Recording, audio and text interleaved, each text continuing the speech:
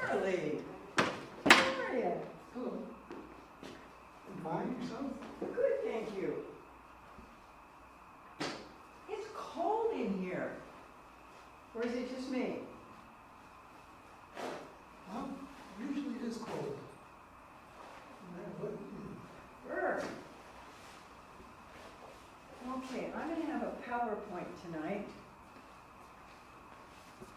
Is the PowerPoint cable? No.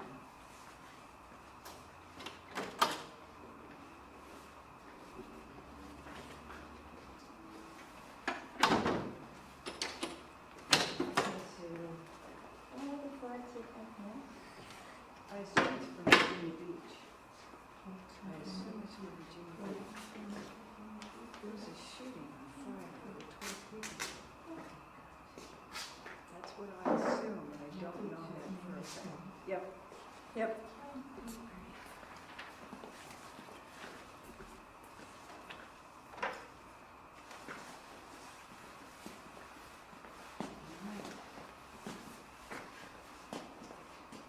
How are you? Good, thanks. How are you doing? Good to see you too. Long time? Long time between meetings? Not for you, but for me. Oh, are you being interviewed? I have no idea. I didn't get any notice, but I'm with the bar. You've never been to a city council meeting, Larry? It's been a Oh, while. yeah. You try. Hello, Larry. All right, how are you? Charlie, do you know how to set up the PowerPoint? It's best to talk to them when they get here. Okay. So I know that's allowed. You can't see it when it's on here. But they usually need that. But they can accommodate.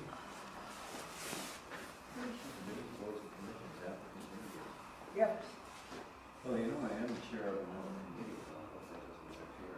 What are you My doing? term is up, and I put in there, I haven't heard it. Housing trust fund.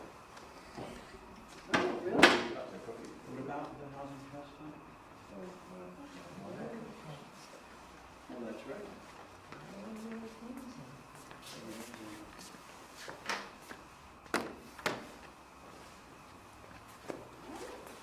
It is freezing in here. Pretty cold outside too, those tomato plants are saying, what the hell's going on? Wait till 8:30, it'll be even colder. Any heat in the building goes off at 8:30. It's June. It is not In supposed to be about cold. 2.5 weeks, it's gonna be summer. We haven't had spring Well, yet. starting Thursday, there's like 70 days in a row that are gonna be above 70. So Really? that's- Oh, that's my some word. but, Won't know how to act.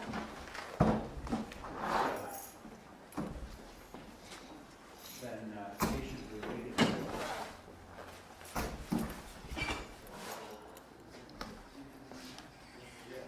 Absolutely ridiculous.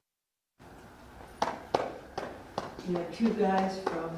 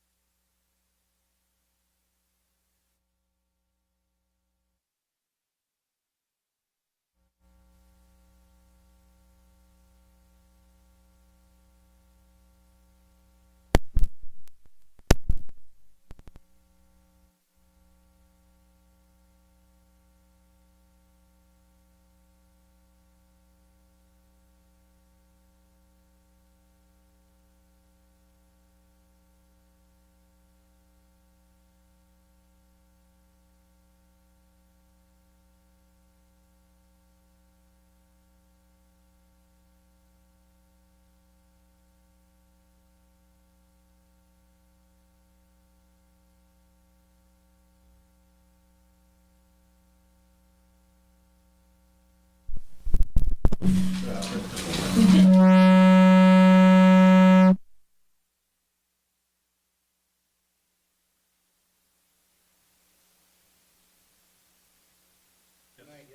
ice cream Scoop night. truck, the big red scoop truck is there? Yeah. How about hot chocolate? They serve in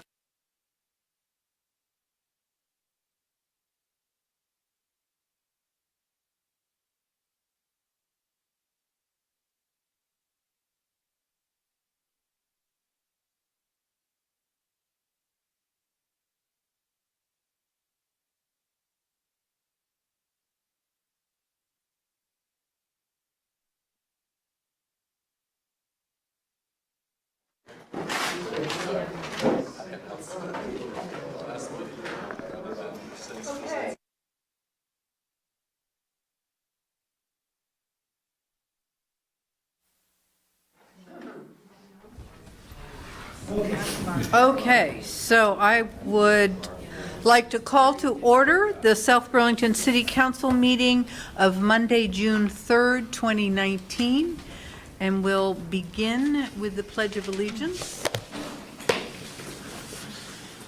Tom, you want to start that, please? Pledge allegiance to the flag of the United States of America and to the republic for which it stands, one nation, under God, indivisible, with liberty and justice for all.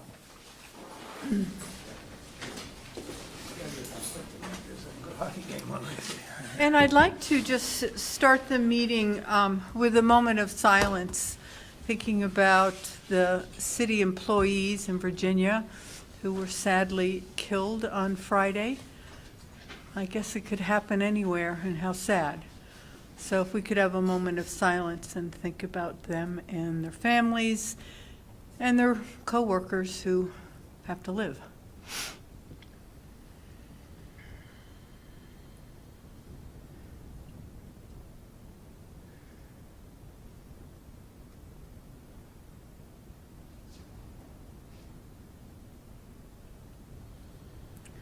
Thank you.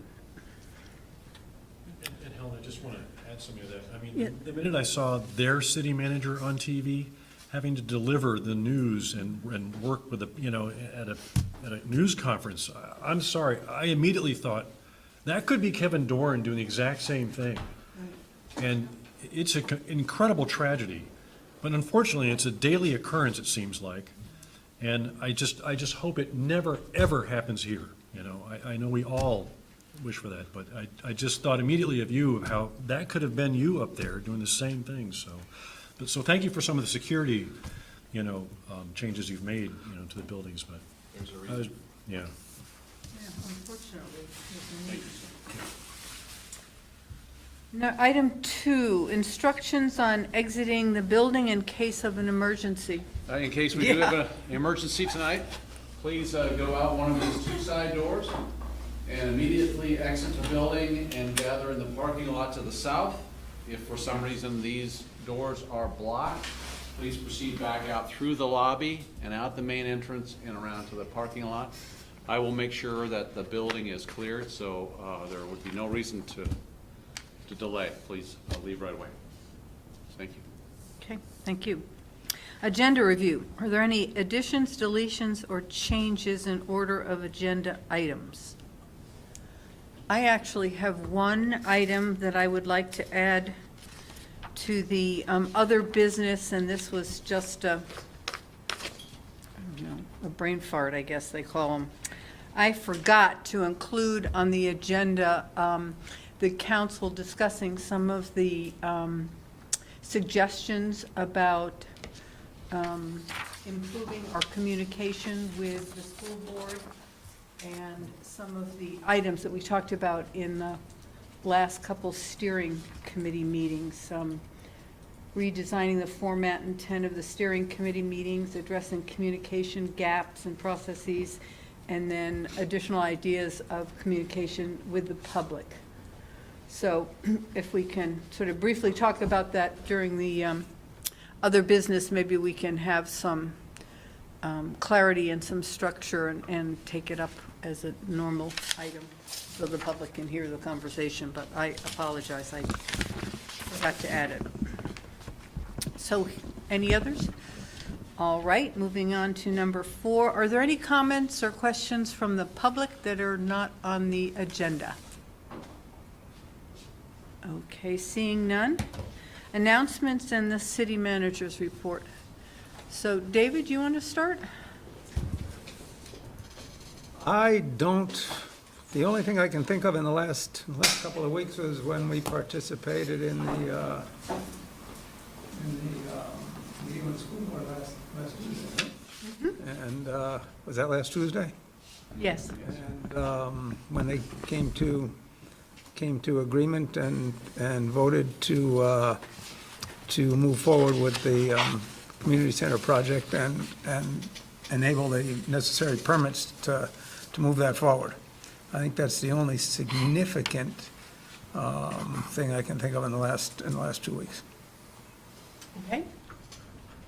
Tim? Sure. After our last meeting, we had a TDR meeting, and then I went to an economic development meeting that I haven't been to yet. I wanted to go. And then after that was a planning commission meeting. And then we were all at the BIA NEM presentation, right? I also was able to get to CCTV's Zero Gravity 30th year celebration and completed a bingo card in order to get a free beer. Thank you, Lauren Glenn, for that. It was great. But I had to rush to the BCA Board of Abatement meeting. So it's meeting after meeting. And then right after that was the committee head meeting. So luckily there was some food there. Well, the other thing I'll add is if you're done? Yeah. I had a really nice hour-and-a-half meeting with Leo Wormer, who is the head of the firefighters union, and I learned a lot about what they do that not everybody knows that they do, and what a great job they do, and we talked back and forth about concerns and issues, but basically we've got a fantastic fire department and something we should all be proud of. And you know, I think I ended by saying I wish money grew on trees, because it'd be nice to be able to pay all of those folks more than we're able to. But it is what it is. But we take pretty good care of them, and we had a real good discussion. Good. Megan? I also met with Leo. I think he was reaching out to everybody. I also went to the airport's open house on the new exposure map. I think we're going to discuss that later, as well as the school board meeting. I just wanted to raise an issue that I've thought about, but also someone who I saw at the airport open house raised with me, why there are businesses in South Burlington that actually, as part of their branding, put Burlington on them. And that is something that irks, I think, some of us here. And I don't know if that goes to our sign ordinance or I don't know, but I just wanted to report that back, that Me too, yes. Well, Yeah. Should it be South Burlington International Airport? Yeah. for instance. For instance. And hotels and Well, things. It's primarily the hotels, I think. Yeah, It's yeah. marketing. It's Right. all marketing. And, Right. you know, Burlington is the magnet that draws people to this part of the state. Right. And so like the DoubleTree, which sits right on the border, and several of the others, you know, they market themselves as Burlington without intending any insult to South Burlington. Right. So you kind of just go with it. So anyway, I just thought I'd bring that back. Yeah, I don't know that I have anything else. Okay. I settle for the Chittenden County Airport. Agreed. So yeah, I was at the NEM presentation as well, also the BCA Board of Abatement meeting, and I also attended the Pathways Vermont breakfast. It was and the number one theme I took from that to help these Vermonters out of addiction is all about safe, affordable housing. So just the stress and the emphasis that we've spent so much time on, focusing on affordable housing strategies, it really pays off, and you can see how that was a turning point for a lot of individuals in our community.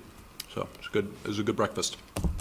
And the consensus, I was here this morning. And I Helen. downloaded that app today, and I Okay. photographed my ID, and I'm registered, and I answered the poll. So I encourage everybody to download the consensus app and vote in the polls. Okay. Well, I did attend the consensus press conference today. I also went home and downloaded and got all my information in and filled out the survey, and would encourage other people. You don't have to provide any actual data about you. You can answer the questions without answering them, but I did. I did all of that. I also attended the school board meeting last Tuesday when they shared with us that they would, felt they had found let's call it, no, it's stormwater solution that they could agree to and we could look at. There was a special airport meeting to use some extra funding to pay for, I can't remember what it was. What do we build? Oh, I know. One of the issues at the airport is that they really would like 2 TSA, or I mean, not to have 2, just to have one common one, but the price of that is, I don't know, $23 million or something. So with some extra resources that are generated by the airlines, they agreed to allow the airport to spend some money, and they're building a ramp that goes from one area, I guess the south end, to the north end, so that if one of them is really busy, they can direct traffic to the other TSA and then go back to where their plane's taking off. So it's a gate ramp? It's a post-TSA gate ramp? It's how they hope to manage some of the flow. So if there happens to be more United Airlines and I don't know what's at one end, and JetBlue at one end, and they're all taken off and hardly anyone's going on Delta at the other end, they can shift some of those people to go through the other TSA and then have this secured ramp that they can walk back to the other places where you get on the.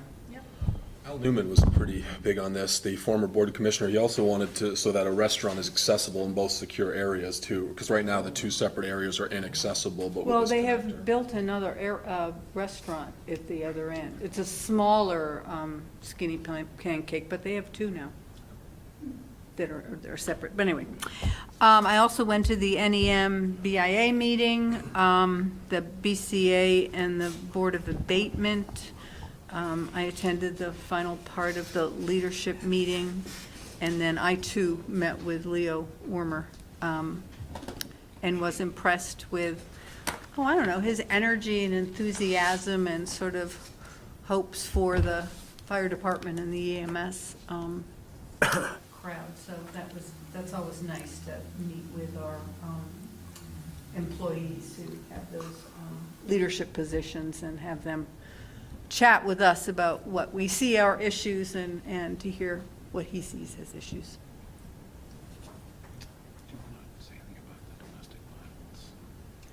Oh, yes, that's right. You want to talk about it? Sure. So I forgot about that meeting. The 12th of, so it's the Wednesday, next Wednesday, June 12th, we're having our second meeting. It's an organizational meeting for a series of events for domestic violence and sexual violence, partnered with the school's counseling office.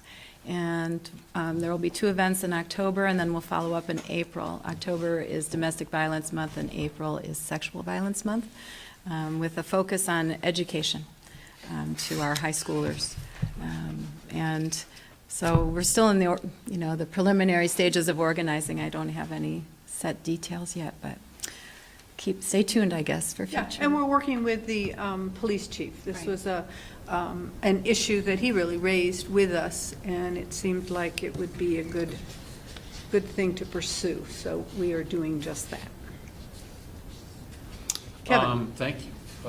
Just a couple things. Helen and Megan, thanks for coming to the press conference today. I think we're off on the right foot with consensus. This is a pilot project that we're working with a company out of Toronto that real-time polling data and information on issues of the day. So everybody should be encouraged to go out and download this app. We'll have instructions on the website on how to do it, but it's an ability for you to answer polling questions, and I say real-time, and have that data accumulated and provided to the council or provided to the committees who are looking for input from the community. So it's exciting, 3 or 4 month long pilot, and then they will have the data they need to go out and perfect their application and probably take it nation or worldwide. So That's their hope, that's their hope. yeah. Anybody interested in the paving plan for this year? I know you all are. It's on the front page of our website, so if you go to the front page of the website and scroll down, there's a big section there to click on about the paving, which will start here shortly after the beginning of the fiscal year. We'll talk about the steering committee later. 4 of you can make the steering committee meeting, proposed steering committee on the 18th. 1 of you cannot, and maybe we'll talk about that as part of the Okay. of your report. I'm pleased to let you know that Shelburne has joined the Champlain Valley Conservation Partnership, the Regional Conservation Partnership, and so the other communities are now taking that issue to their select boards. July 11th will be the first Sobu Night Out, so please ink that into your What was the calendar. date again? July 11th. Thursday. Thursday, July 11th is the first Sobu Night Out. It'll be warm and sunny. Yeah, it'll be spectacular. It'll be warmer than tonight. It may not be sunny, but, No, it's gonna be sunny and warm, there it is. oh, good. And one of you have asked that we have a report from Chief Burke about bias training, that Yeah, the Tim police, Tim asked for that, an update on that. And Chief Burke will be in at your meeting on the 17th to talk with you about that. Thank you. He's very happy to do that. Oh, great. So, that's my report.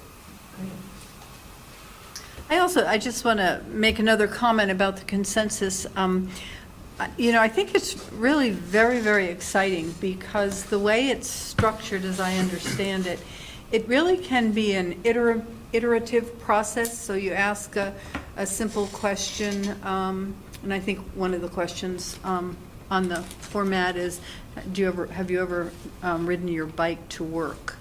And that can lead to additional questions about bike paths and where you want them, where they're needed, maybe questions, and it can take comments about areas that need fixing up on the current bike path.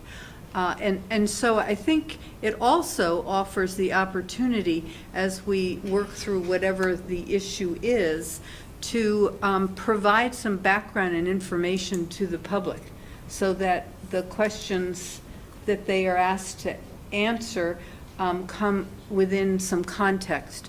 So I see it as a way to really reach out to a group that maybe we haven't connected with in the other paper and the Front Porch Forum or emails or Facebook, but we can also provide some really good information. So I see it really as that sort of foundation of democracy.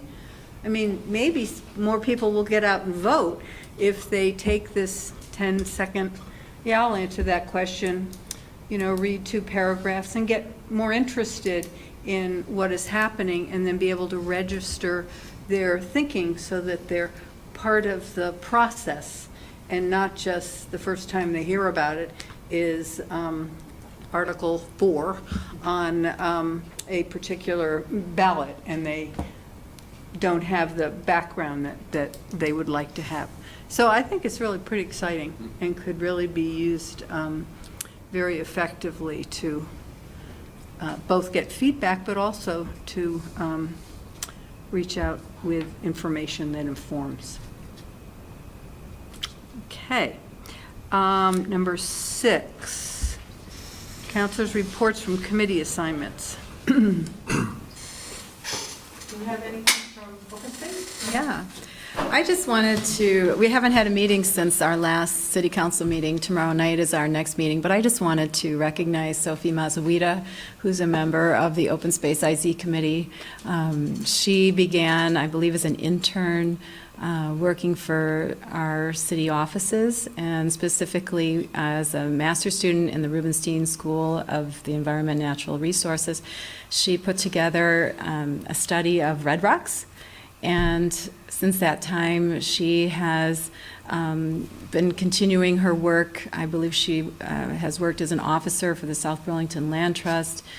She's also put together an online wildlife tracking program that people anywhere can dial into and can show where wildlife is spotted in our city and try to track those migration patterns, which I think is really helpful to our work on our committee. And she's just done a lot, and I know that she's going to be missed. She's moving out with her husband, and she'll be back in October for, I guess, a more formal wedding ceremony, but she's heading out west, and she'll be working at Yellowstone. So we are losing, I think, a real gem, and she hopes to come back, and I certainly hope she can come back too. I hope she will. Yeah, yeah. So, yeah. So she says that she will continue to do what she can with the Open Space IZ Committee, even from away. So, Great. Yeah. Super. Tom, did you have anything for? I'm always happy to report. GMT was in the news lately. Would you like an update on that? Okay. So approximately 2 Tuesdays ago at 3 p.m., the city of Burlington and I believe the city of Winooski, they don't have school buses, and so their kids take the GMT. They use the GMT bus services to and from school. And there was an incident where a driver, in violation of our GMT policy, got upset with passengers that were children on the bus and asked them to leave. Again, that was not in accordance with our policies. Our policies are to de-escalate the situation, to contact the head office, to speak to a supervisor before asking any passenger to get off the bus. So we are working through those concerns, and I have not yet seen the video, but I have spoken to many who have, and I don't think it's necessary to see the video because there are certainly concerns that I will see the video sooner or later. But the concerns raised about racial bias projected from the driver, people walking away from the video somewhat have less of a concern. They don't see it as being obviously racially motivated at all. There are undercurrents to those concerns, and I think those are valid in today's society. But we as an organization are working through that, and again, we are working through the appropriate processes with the driver in the process to both discipline as well as any other more serious resulting actions with their employment at GMT. Do you have any questions about that incident? No, I'm sorry. Yeah. So right now, our GMT manager is presenting to the Burlington City Council with our Burlington GMT board members. So I debated on attending that one, but I like this council better, so I decided to attend here. Could I just ask a question? Because I didn't state this, but I see Paul out of the corner of my eye right now. Do we have dates for our first public outreach meetings for the Open Space IZ Committee? Not that I'm aware of yet, but I will check with the chair. Okay, so those are to Yeah. be coming up this month too, I'm sorry. I did attend the TDR meeting. Not much to report from that. We're still wrangling over sections of the report. It's a draft report. I think Michael Natag has gone on vacation for a while. He'll be back. We'll finish that up. Speaking of wildlife, has anybody seen the goslings down at IDX? Wow. Oh, yes, I Wow. have. I just saw them last weekend. know. They're getting big. Well, they're pretty big now. They're big now. Yeah, I they're like didn't know they were big. there. I was just driving by going, yeah, very cute. Okay, and I already reported on the airport commission, so I think that's all for now. Okay, moving on. Consent agenda. We have 4 items.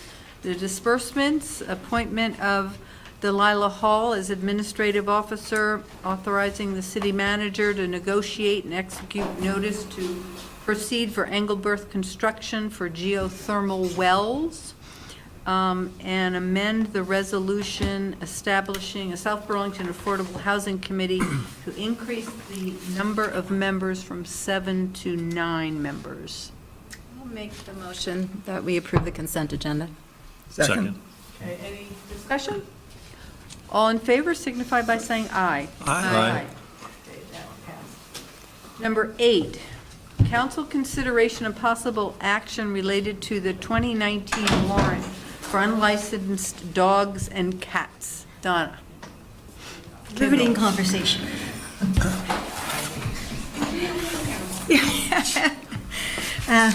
Good evening, Donna Kenville, City Clerk. As state law, I have handed over to you a list of unlicensed dogs and cats that was effective as of May 28th. As I stated back when we did our drawings for Top Dog First Feline, our dog and cat numbers continue to increase even now after the deadlines have passed. Right now, we are 71 more dogs than we had last year, which was still up from the year before, and 28 more cats than last year. So we're on the right path, so we're doing something right. Just as a little background, I have done a lot of publicity to get people to come in and register cats and dogs. Front Porch Forum 5 times, sent numerous emails, at least 5 times, to people that we have emails for. We advertised in the other paper about 4 times. We had a colored flyer. We had a sign out here by the road. So we've really done a lot to try and get people to register prior to the deadline, because we hate charging those late fees, but that's what they're there for. The role of the clerk in this whole process really is to be a registrar of the dogs and cats, and I really don't do anything with enforcement-wise. The enforcement of those people that don't register their dogs and cats is typically borne by police officers, constables, or animal control officers. I have reached out so many times that I've kind of lost my influence, so to speak. It's like, oh, another email from Donna, another email for another posting, so I've kind of reached my max on that. So I am asking, or offering, let me put it this way, I am offering to reach out to the animal control officers. Of the 122 pets we still have unlicensed from last year, which is down, because we've done a lot of work trying to get these numbers cleaned up. About 80 of them we have email addresses for. So we're really quick to be able to do a nice little quick email, blind copy everybody, send it out from the animal control officer, so it has a little bit more bite than what I have. And then about 43 of them we don't have that information for, but we could do a mail merge with a letter. So something I can help them with, get it done really quick, but it has to be from their letterhead, and so people stop saying, oh, that's just not bothering me Whose again. letterhead? Our letterhead? The police, Oh, or the police or animal letterhead. control officer or somebody along those lines. So I'd be willing to help them out if that is the next step. Are they interested in doing that, if you assist them? I have actually, we've started a conversation because of the form they're supposed to fill out when they pick up a dog or cat. So we started the conversation, started the process of that conversation. So I don't think they'd have a problem with that, and I have no problem if in this email or letter they send out that says, please contact the city clerk to finish the registration process. But I think that first initial reach out has to be from them now. And then they can just refer everybody to us. So that would be great. So basically, whatever you want to do with this warrant is typically up to you. State statute says that I must turn it over to you after June 1st every year. You have the option of just putting it on the shelf and deciding to do nothing, up through having the animal control officers send out just some type of correspondence, up to, and I hate to say this, but you have the right to impound any unlicensed dog. You have the right to put it up for adoption if they do not deem so, and you have the right to put down a dog. And I just put that out there because those are all within your purview. So just giving you the A to Z scope of what you can do. Remind us what we did last year. It was either last year or the year before, you asked me to do one more reach out. And we have done that, I have done that since we have had a few more in. like I said, I think I've reached out so many times now that people now just see a post from me about, says dogs, and I'm just like, and kind of putting it to the side. And that's why if we can get it through the animal control officer, just to send out a blast, I think it just has a little bit more weight behind it than what we have. And it is truly about the safety and security of our residents. And as you're going to hear from the dog park committee, I mean, there is money that we can be using to put forth for future projects. Have we ever used shame, like publish the names? Well, I know for a fact that one of the. I'm looking through these names, and there's a couple people, My cousin was on there. I'm hoping that maybe their animal has died, and that's why. Well, the no, name as is we on reach it. out- when we I'm reach not out- hoping they're dead, but Yeah. I mean, that's the reason. I know for one of them, yes. So, But then, as we're reaching out to everybody on this list has been contacted at least 3 times. So, and they have not responded back to us. Please take us off your list that so-and-so responded, has passed away, or is not with us, or has moved out of town, or, so we remove them all. So these people who are on here are the ones that have not responded back to us. That 2 years ago, you gave us the whole list of all those Yeah, names. and actually, Yeah. I think the other paper, picked it up a couple years ago, where they actually said, oh, Pumpkin is still not registered, and they named a couple, and they did a little article, and it was a nice, friendly way, but it kind of did I had people come in going, I saw my name in the paper. And they came in, and they registered, or saw the name Pumpkin, I was like, oh, I know that's my cat's name, so I knew I had to come in. So it's really up to you, and I give this off to you to do what. So what is the pleasure of the council? Any thoughts? Take the lead of what Donna suggests. I mean, what do you think we should do? My suggestion really would be just one more outreach by the animal control officer, because they just have that last little nudge from them that if they get something from them, they are going to pay a little more attention than they are from the city clerk. That's on police stationery, right? Yes, Letterhead. yeah, Then let's do that. yeah. okay. Do you need a formal resolution? I don't know what they would need. Formal motion, I mean, not a resolution. I don't know what the animal, Well, I think we can just ask that seems like a reasonable step, and if the police department. and I can is reach out to willing- Patty tomorrow and let her know that that's. Is that all right? Yes. Lead it. I'd just like to propose that you, or just throw this out there, that at least the veterinarians that are in South Burlington might get that reach out from Donna's office or from the animal control person, because they're taking care of people's dogs.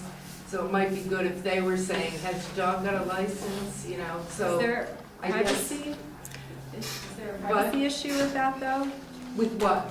Well, No, I By mean, HIPAA, just you a can't- veterinarian, just if they get it, that not them giving the names, but if the veterinarians were encouraged to just say, it looks like I see that your dog doesn't have a license on,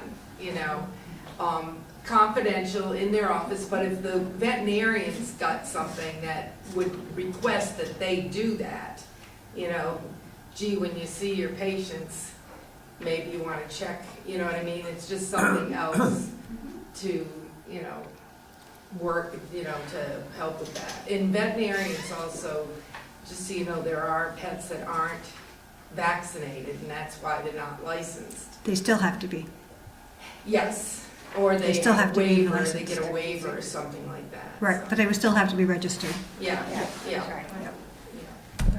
Well, is there something, I don't want to kick the can down the road too far, but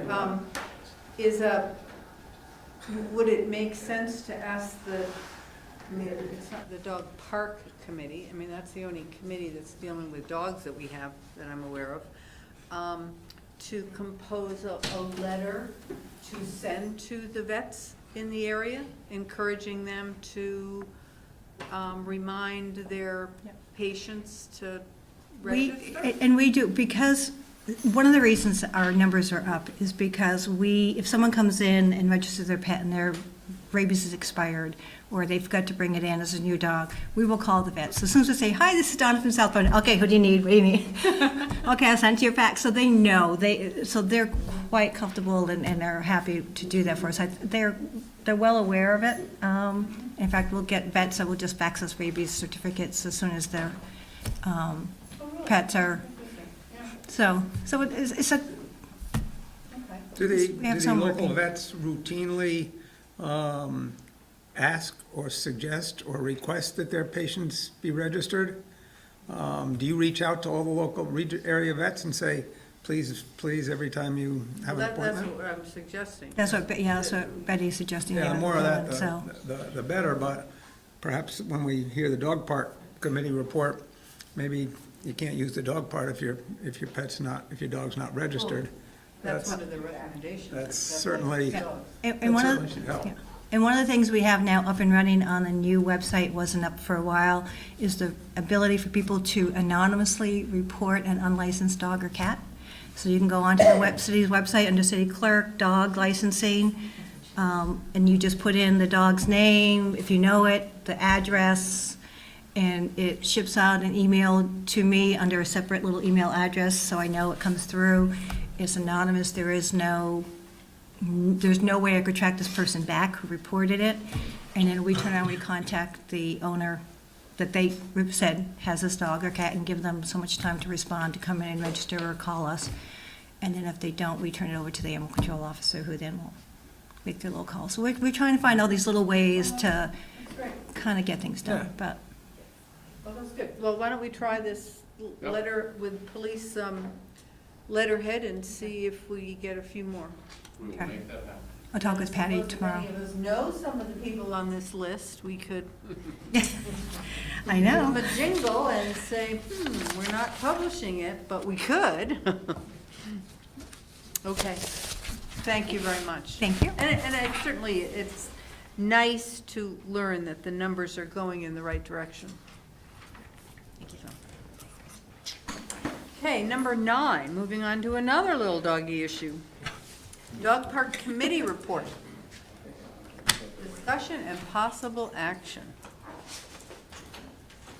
Do you have a, I hit standby.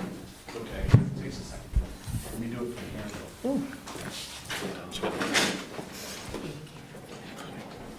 here. That worked before. Oh, it did? Yeah.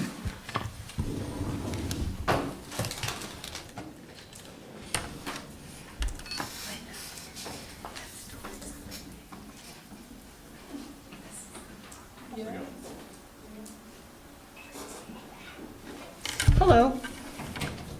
Your name? I'm waiting to see if they're paying attention. They're busy talking. So I'm waiting until Helen and Megan are done. Yeah. I like Chairman Meow, by the way. So there are a lot of good names on those pets. Because we get the names of the pets too. That was. Chairman Meow. Okay, good evening. I'm Barbara Service. I'm chair of the South Burlington Dog Park Committee. Pleased to be here.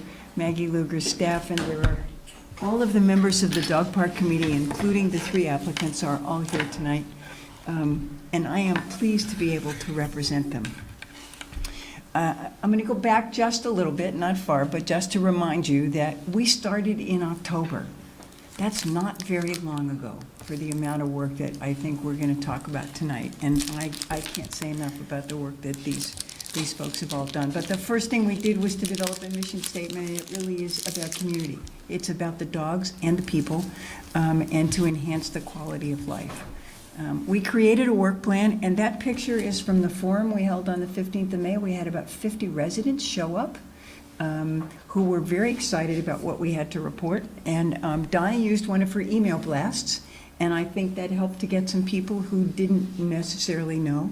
But we started with research, and Betty Malizia was our researcher extraordinaire in terms of looking at other cities' programs and websites. Paul Connor and Holly Reese and Justin Rabideau from the city were incredible resources. We did a community forum. We actually did 2 community forums. that focused around the committee, and there were 2 others that focused around Chamberlain and J.C. Park. So we've done 4 forums. We did a community survey, and Larry Kupferman was our survey guru, putting some of that together for us. Site surveys and site visits, both in Burlington, because a lot of people talk about Burlington and Shelburne, and so people on the committee went and looked, but then looked at city-owned sites across South Burlington. And once we were at the recommendation stage, then we had the last forum and really have engaged in a lot of opportunities for community comment. I want to talk just for a second about the power of commitment. We have had 15 meetings since the 1st of October, plus site visits to dog parks around the area, a lot of shared work, a lot of listening, and the most amazing thing is that I can tell you we agreed today that we came to consensus. It took us a while to get there, but we really did work by consensus, and it was a pretty amazing experience. We looked at city-owned properties. That was our focus in a number of places and eliminated several. Location was by far our biggest challenge, and we hope that in the next iteration of the work of the Dog Park Committee, there may be opportunities to look at private or institutional property for consideration for lease, for purchase, for donation, whatever, but our focus right now has been on city-owned properties because we thought that was a better option and might be easier, though that wasn't always true. The finalists were Farrell, Red Rocks, and the Wheeler Homestead. We looked at Farrell. A lot of people use the existing dog park there. It is way too small. Looked at Upper Farrell and discovered that the area that might have been okay was way too close to the recreation areas that are used by residents and by rec and parks. And it was very clear to everybody who went and looked at that it seemed like a good idea until you actually stood there. We looked at Red Rocks. There is a huge concern in the community around Red Rocks. I understand that on the recent cleanup day, they cleaned up at least 150 pounds of dog excrement in Red Rocks. That's a terrible effect on the flora and fauna. The dogs are also chasing away the animal life there. So it's theoretically an on-leash park, but we all know that people don't use it that way. The local folks are concerned, even if it were an on-leash park, that the wildlife impact is huge. So we set that aside for the moment. I know there are people that would like us to look at it again, but for the moment, we wanted to try to bring you, in a short period of time, a place where you could, in less than a year since all of the controversy, establish a site for a city dog park. And we settled on Wheeler Homestead. It's large enough. The site we looked at is more than 1.5 acres, maybe not quite 2. The matrix score is 29. The best matrix score we had on any site before this site was 20. In your packet, you all got the report from the committee, I think, in your packet. So the full matrix is in there. I'm not going to read it to you, but you can see that it actually will go to about 31 when we add water and a couple of other things to it. So the number goes even higher. Can I just ask? Yes. There were 3 categories, scoring category 1, 2, and 3. So how do we know which is which? Or was it all? The score at the end. Right. Yeah, it said 29, but it's. No, follow, so when they get a 3, you look at it. Oh, I see, okay. You didn't name Okay. All right, thank you. Sorry. We are also eager to protect the environment of the adjacent nature park. Given what's happened at Red Rocks, the Wheeler Nature Park we are also seeing a lot of dogs there off leash, and we don't want it to get any worse. And we're hoping that by creating a nice, good-sized dog park next to the nature area, that people will use the dog park instead of the nature area. That's our hope. And it's also central to the city. Red Rocks and Farrell are toward the south end of the city. We have taken 3 sites away from Chamberlain. This is at least a reasonable distance as compared to some of the other options. So, when we get to the recommendations, we are recommending some upgrades at Farrell. If you look at the photo, that's what Farrell looks like in the winter. It is iced over. There's a need for a hardscape surface, and we are not defining hardscape. We are leaving that to Justin to determine and to work with the committee about what the final recommendation for what a hard surface will actually mean at the entrance, but so that it is more accessible for people who have limited mobility. Some new signage, some winter surface maintenance, hopefully access to water, and some shade. That those will come in two phases at Farrell. I talked about the site selection matrix criteria. These are some of the important ones that we talked about and looked at carefully, that we were concerned about, and that people had raised in the earlier community forums that were their concerns. And we think that this site addresses those criteria. So, Wheeler Homestead. If you see the oval, that is approximate. That is not, Justin did not draw that, I did. So don't hold him to that. But it is the approximate location. It is about 1.5 acres. We hope it might be closer to 2. Mike Mintag mentioned at the community forum, he said, can't you make it bigger? And we said, we'll do our best to get it as big as we can. Like I said, it will reduce the off-leash use of the Wheeler natural areas. The split rail fence with vegetation as a visual barrier. The split rail fence is much nicer looking than the chain link fence that we used at J.C. Park and at the other parks in Chamberlain. We think it will fit much more nicely into that particular environment and not be a detractor, but be something reasonably attractive.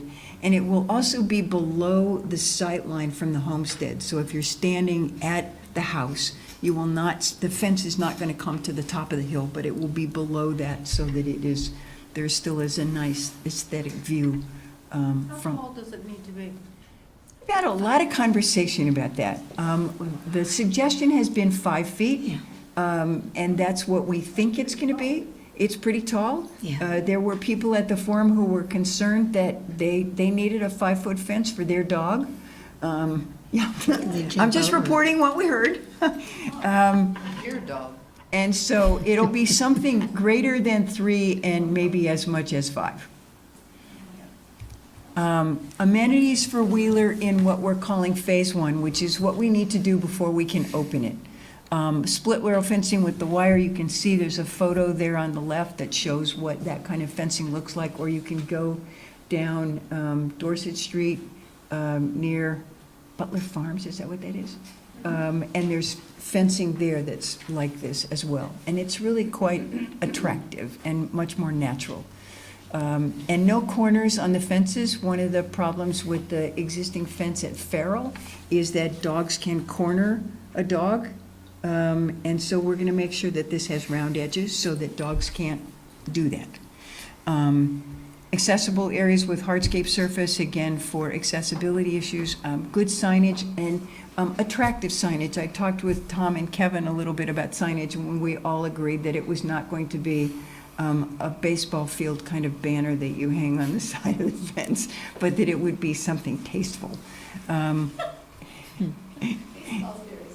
Baseball is tasteful, but it's seasonal, and this is you know, it somehow it fits on the left side as you go into Veterans Park, but on that corner, that just didn't feel right to us. A water source, and eventually water dispenser stations, and after the community forum, a resident came forward and donated $500 toward the purchase of the first water, so that it's something that has a stainless steel bowl in it, and the water comes out and the dogs can drink from it, and maybe it has a fountain on the top for people as well. But in the beginning, there will at least be a spigot so that people can fill their water sources. Some benches, obviously a waste dispenser and disposal, some sort of like we already have in places, but there need to be at least a couple of those. And then play structures, and we had an interesting conversation about what natural materials means. What it means to us is none of those bright red, blue, green, yellow kind of structures that dogs sometimes play on. it could mean a culvert pipe, which really isn't natural, but it's not plastic. So we're having kind of a broad definition at this point. Justin thinks that he has probably a couple of tree stumps, maybe a big rock, maybe a piece of culvert pipe, or we might be able to get some of that donated, so that it would be a play structure of sorts for the dogs, but it would not be a detractor. It wouldn't be ugly. So that's sort of phase one of the amenities for Wheeler. Those are the things that we think we hope to have. The water dispenser station, once we got the donation, we put it in phase one, but we also were reminded tonight that we need two, because we need one for the larger dog area and one for the smaller dog area, so that one we'll see how it comes to pass. Phase two, additional landscaping. We really do want to put landscaping, some sort of, is it a lilac you want, Betty? Maggie and I just talked about different kinds of fast-growing. Some kind of shrubbery. Bamboo. Some kind of shrubbery that will, that even though the fence is going to look nice, we think it would be really nice if we could have more shrubbery type around it. And that's also something that we might be able to get donated. Birch grows very quickly. So a number of options that would be explored by the committee. Some additional shade, either trees or a structure, to be defined as we move to phase two, and maybe some more play structures. So that's the amenities. Anything about amenities? All of that's okay here? I learned that evergreens can attract ticks, so I just hope you stay away from evergreens. Yes, good. Put that on your notes. No evergreens. Yes. Okay, good. And then feral in phase two, some new signage, access to water, and feral in phase one has only things that Justin thinks that he and his staff can do at no cost. But these are the things that will take some money in phase two. Does feral have water No. We also, that was what we did. Are there any questions about Wheeler Homestead before I go on to some of the other things that are in your report? Are there any? No, I don't see any. Okay. Were we gonna talk about hours? We're gonna talk about that generally. In the report that we submitted to you is a list of things that we thought would be probably the rules and regulations. We decided that those are a draft, and that the committee this summer will sort of finalize those. We got nice input. We didn't have any huge discussion at the community forum. There were some interesting things that they raised. There was a discussion about hours, and we basically are recommending at this point in the draft that it be dawn to dusk. Otherwise, you get into the whole issue of lighting and all of that, and we really didn't want to go there. So Justin did a survey. It's in your packet, of the rules of many of our surrounding communities, Vermont communities, and we used that for some guidance. We did draft some rules, and like I said, the next step will be final review, and we recommend that there be not only signage, but that maybe the other paper could, in conjunction with it's time to license your dog, and one other time a year, remind folks that there are rules around the dog park. And I know one of the things that had come up earlier, and I will mention this, was the issue of an extra fee, and we are not recommending that. And we are not recommending that it be locked in any way for South Burlington residents only. That's for now. There are no communities around here that do that. Burlington, Shelburne, Milton, other places that people went and looked, and we decided that this was not the time for us to be the one to say, we're gonna charge and sort of open that bailiwick. We have another way that we're gonna kind of get to that. Brook does in Essex, and that's because of too many dogs to Right. replace for the water. So And if it gets to that, it's sort of for the initial phase, let's try it. And then you can always tighten based on experience, rather than making them too tight in the beginning. Let's create some parameters and see if we need to make them narrower. At least that was our thinking. Okay, cost estimates. You may remember that last year we looked at veterans, just one park at veterans, and the bill was going to be about $60,000. We think this is a pretty good number. $38,500 for phase one, $55,000 if we can go all the way to the end of phase two. There currently is $25,000 in the budget. We have a proposal for a couple of other ways that will add some money to that. We can't do anything about fundraising or friend-raising or Friends of the Dog Parks until we have the blessing of this group to say, yes, we are going to build a dog park at Wheeler Homestead. And we believe that there are people and commercial entities in South Burlington that would step forward to support this and hopefully help us make the additional $13,500 over the 25. I talked with Kevin and Tom briefly about maybe fronting the money, about if we can't get to it, can we get some flex from the city to do this?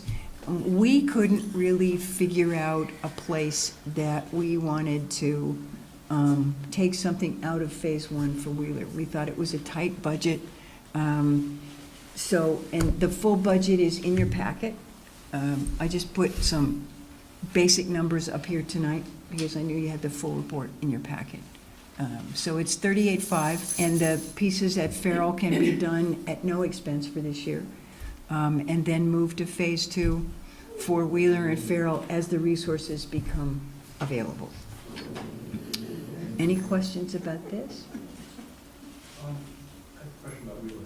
Yeah. So have you looked at what the average parking usage is for that gravel parking lot, which would be adjacent to the park?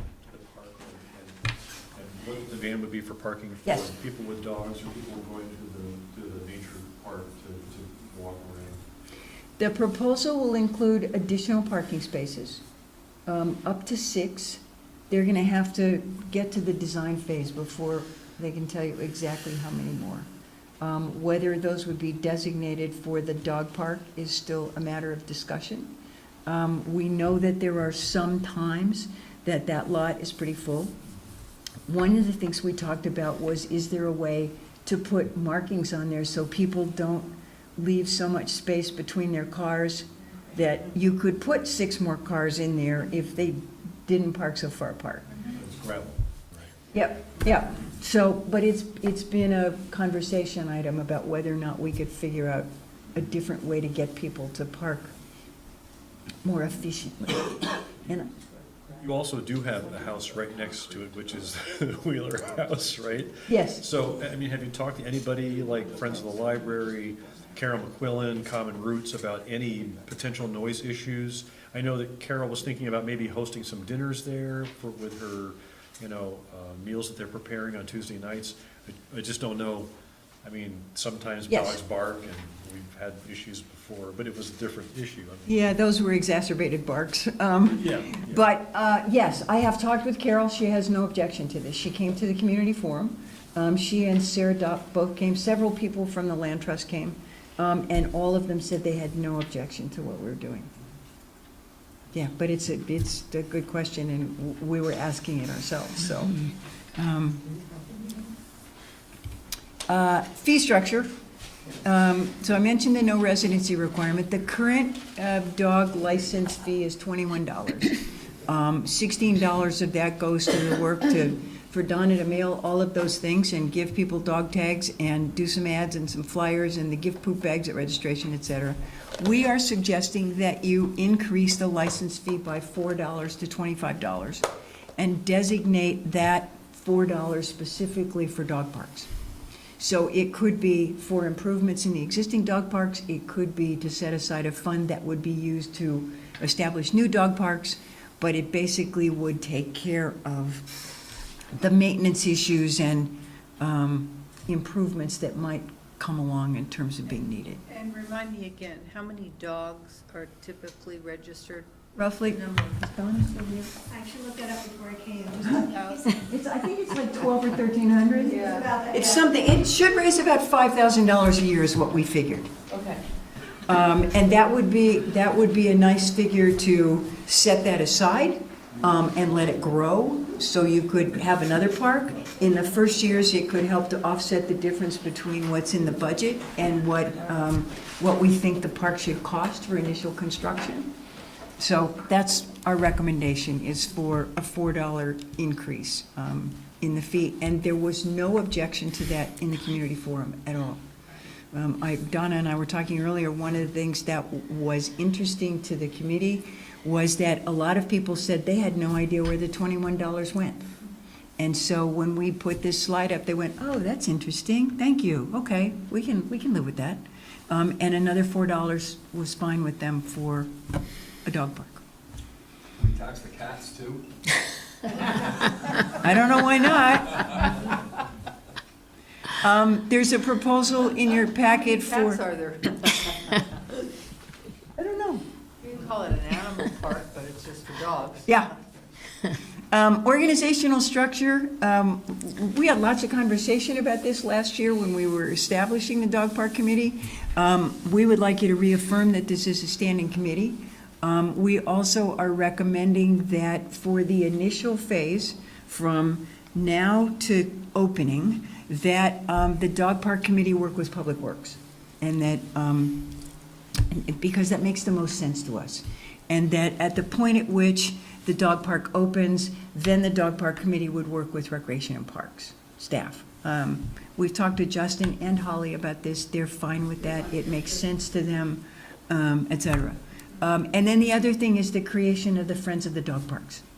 And Betty Malizia and Maggie Lugers are going to take that on. And we had 7 people come up at the community forum. We have some people here tonight who were at the forum and who came to the last meeting and then came tonight because they wanted you to know that they think this is a great thing, and they will be right there with Friends of the Dog Park. So we're hoping that that will be part of that, and that the Friends of the Dog Parks would be sort of the eyes and ears support, sort of feeding information to whoever needs it, as well as increasing public awareness, doing some fundraising, providing program suggestions and support to rec and park programs. So they did Morning Joe with Fido this last year, and that Friends of the Dog Park would be there to help with that kind of activity. But that they would collaborate basically with the dog park committee, but be available for any number of activities, and they might hold activities of their own, but it would be complementary. So our work continues. This is the future of the dog park committee in terms of, obviously, the design and implementation of the first dog park is #1 on our list. Finally, is the operational policies and procedures so that when the park opens, everything is ready. Establish the Friends, do some fundraising, and then going with an ongoing evaluation and review the existing ordinances and draft a master plan for the future of dog parks. There's been some linkage with other city committees about putting dog parks in the PUD, is that right? PUDs, yeah. PUDs. And things like that. So there have been linkages with other committees.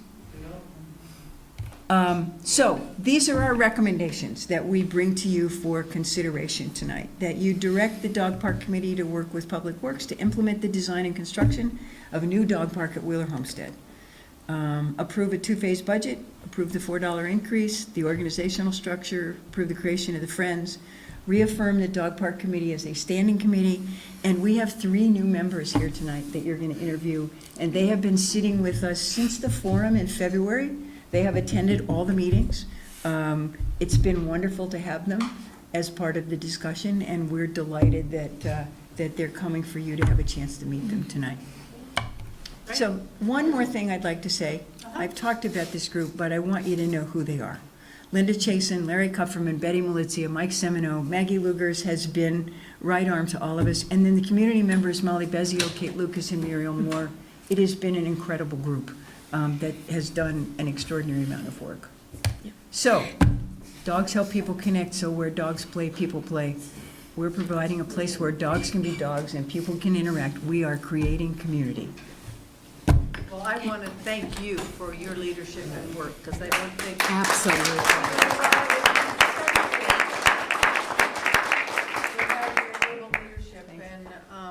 Great adventure. Listen well, reflect, take care of some of the volatile issues that were there that really needed to be addressed in a constructive way. So you really were fabulous, even far off. You were able to manage that. So I thank you very, very much. Thank you. I should have mentioned IT. They were terrific. They made us connect all winter. They did. They did. I would just like to say that Barb has been an extraordinary leader, and I really want to stand up and just say thank you very much. It's been my adventure this year. The only thing I need is the city council to adopt the recommendations, and then we are. That's all, yes. With that, I make a motion that we approve and support the recommendations of the Dog Park Committee, and within that motion, we express our sincere appreciation for the diligent, hard work you did to come up with a great plan. Second. Worded that way. Thanks. I just have a question, though. The conservation easement, how's that going to all fit in? Here. This is outside of the conservation easement area, so it's on the Homestead part. And, you know, there's one important element of this too that has to be mentioned. We do have to do some wetland delineation in the area. And the contract for that has been signed today, I think, for the consultant to go delineate the wetlands. So there's some concern in that area, but hopefully we'll be able to find some land that is not wetland in there. There's some cattails. We know that they're there. And Dogs so. don't like those. What's that? Dogs don't like those. But we also already agreed that there is this area that's got some cattails, and that the fence is going to go around that so that the dogs don't run through it, not only for the protection of the environment, but for the fact that we don't need all those muddy dogs. So Megan, if you look at, the green is the homestead, and the rest of it is the natural area, so the park is the proposed dog park is in the homestead area and not in the natural area. I guess I missed a step. I wasn't aware that we had already separated the homestead from the rest of the park. The plan separated it, right? Yeah, I think that there is a designated homestead area. Right, but for the conservation easement, where are we? That was their Oh, recommendation. where are we with that? was We're to still separate working it. on it. But the homestead is outside of? Yes. Okay, Yes. I missed that step Yep. somewhere. Sorry. It's not touching the existing Act 250 mitigation areas, right? No. Right. Was that your question? No, You have a I different just one. wanted, Okay. so, any other discussion, right? So we're at. Yes, at motion. if there's more Do you want to hear from discussion. any dogs in the audience at all? There is one. There is one. Very Yes. well behaved. Okay. Is he licensed? Let's just check. Has to be three. To be avoided. Right. Tell him. I don't want to drag this on too much. I fully support this. This is great. I just would hope that we don't make it too nice to the point where so many in the area use it, and then we have parking problems, so the water bowl. And even if we do, the one thing I didn't hear in this presentation or see in here, maybe it was in your report, I'd love to make it easy for people to donate. So if you have somebody visiting and you make a QR code, way to Venmo or PayPal a donation for using the park. I've seen that on hiking trails and so on, and maybe the Friends of the Dog Park can Great make something idea. like that happen. Make it look official, and people are happy to give the money as I long see as they know. Betty writing it down even as we speak, Tom. Right. Right. Kevin has a question. You mentioned early on in the presentation about the evaluation of red rocks. We get a lot of complaints, as you know, and as the council knows, from people that dogs are running loose. But we also get complaints from people who view it as a safety issue. Some people have been intimidated and scared, frankly, by dogs running up to them in red rocks. If we were to find a way to situate let's call it a lower cost enclosure, perhaps in the upper parking lot at Red Rocks, minimal cost, focusing on that as more or less a kind of a pilot to see if it would work, much along the line of what you said about Wheeler, which was you're hoping that people use the proposed Wheeler Park instead of going out into the conserved area with their dogs off leash. Would the committee view that positively? In other words, would the committee support us doing that in Red Rocks? Without promoting it as a dog park, just putting up an enclosure? Promoting it for people who are already using Red Rocks as a dog park. Instead of letting their dogs run wild in the park, to take their dogs naturally to the enclosed area so they don't feel the need to let them go. Pounds of dog poop is a lot. It's a lot, and that's, And you're suggesting this to do immediately without the process that the dog park committee has utilized for this? I only brought this to the committee generally, but we needed to be focused on preparing for tonight and also to prepare for the transition that starts tomorrow. But my sense is, knee-jerk reaction, is that I would not want us to have another experience like we had last year. And so I would suggest that you refer this issue to the dog park committee and ask them to expedite it, which might include a community forum like we had last year, because I think there are mixed feelings about it, but that it would, rather than just the dog park committee sitting in a room and making that decision, that it might take an extra couple of weeks, but that it might be good to not have it just pop up. So that's I think that there are mixed feelings about it, because there is the whole wildlife issue on one side, and there's the we want dogs not running loose. Yeah, the public safety issue is real for me. It's huge. Real for everybody, I'm sure. It's but huge. For me, it's. So that would be, I would refer it to them and ask them if they can put That it on would be the. my preference. You want to comment? Yeah, I think. Will you please tell the Sorry, Kate, I'm one of the community members.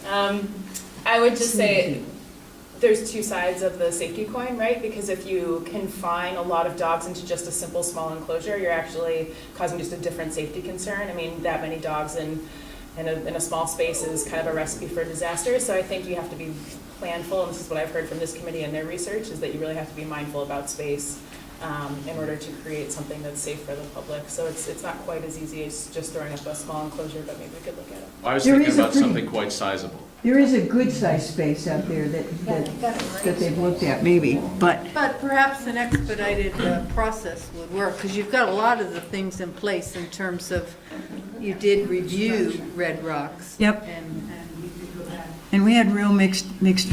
I know. Yep. Betty, did you have a comment? This is not speaking for the committee, but one of the things that I came across in looking at what different parts of the country are doing is, some of them, you just use the word pop-up, and there are communities that do pop-up dog parks, so you can kind of try an area to see if it's something people would use, or, and be able to move it at some point. I mean, I understand what Kate's saying too, I agree, you want to be careful, but it's just, I just thought it was kind of an interesting idea to think you could put it in a space, see if it attracts people to use it, and then be able, it's portable, some of these communities have they'll have a trailer or whatever, and they've got the stuff in there, the fencing and stuff that can be put up pretty quickly and then taken down if it doesn't seem like a good idea. So anyway, that's one of the things we could look at. I see both sides of the coin around. Yep. Do you want to create an infrastructure that attracts more and more people to come there just for the dog component? Or do you want to have infrastructure where the people who are normally coming there with their dogs might reasonably go into that enclosure rather than letting them go? And you probably want the latter without the former. Yes, I think we're gonna have that that's gonna happen at Wheeler, as I think Tim mentioned. I think it's gonna be an interesting thing to watch, what happens up there. Well, that's why I think that I specifically really support a standing committee, because just building one terrific dog park at Wheeler is not going to answer all the questions. I mean, I think there's development that may need to be pressured to provide a safe dog park for their new residents. I mean, I know one of Eric Farrell's buildings off Farrell Street. I mean, I think he created this dog park because it's really sloped and couldn't do anything else with it. But it's one of those nice amenities for the people who live in that apartment complex or condos or whatever it is. And maybe we should also be thinking, I don't know if that's the dog park, working with economic development, or I don't know who, the planning commission, but that seems like, to me, another conversation that's worth having, versus only having city dog parks that we manage, really trying to, so there aren't a mass of people in one place and a traffic jam trying to get in, so. And I think, Kevin, we had this conversation the other day about Red Rocks, and I think it really is important for people to understand you're talking about an experiment. But there is a good-sized space there for a temporary structure to experiment with it. But I think the dog park committee could look at that and come back with some. Well, we could also use consensus to get some input from the broader public about, what do you think about a pop-up to test? Larry? No, I dare say that most of the people who are using Red Rocks right now are not South Burlington residents. And I'm concerned that, and I agree with you, consensus would be great, and I think some effort at polling people who are actually using it with a leaflet or something. But this generally, I think most folks are coming from the adjoining neighborhoods in Burlington. There's an entrance at Red Rocks up by Red Rocks condominiums, and there's no signage at all. Right. There's no effort at understanding what the limitations of the park are. We've had a meeting with residents from there who say people come to their neighborhood park and use that as the entrance to Red Rocks with dogs and bikes. So I think, I agree with Kevin. I mean, an experiment would be great, but we need somehow engaging those folks beyond the city environs is going to be a topic for us to be concerned about. Well, we'll have to use something other than consensus, but having that feedback would be helpful. Let me add one other thing, thinking about Red Rocks. You know, I think people are going to go to Wheeler and Farrell because they want their dogs to enjoy a dog park. It's not because people say, oh, I think I'd enjoy being at the dog park today. It's because their dogs would enjoy being at the dog park today. Red Rocks, people say, I think I'd like to take a hike in the woods and go see what's out there, and by the way, I'm going to take my dog along. The thought process is going to be different. I'm not sure that pop-up park is going to discourage people, because I'm suggesting that the dog's parent is the one who's going to enjoy the action versus the dog first, if you follow what I'm saying. So, you know, you can try it, but I'm not convinced that's gonna work. Well, I don't mean to cut off So the discussion, but go. we're 20 minutes past our Sorry. hearing. It's okay. So are we ready for the vote? Okay. All in favor of following all your suggestions? Aye. Aye. Aye. Great. Nice work. Thank you very much. Excellent. Thank you.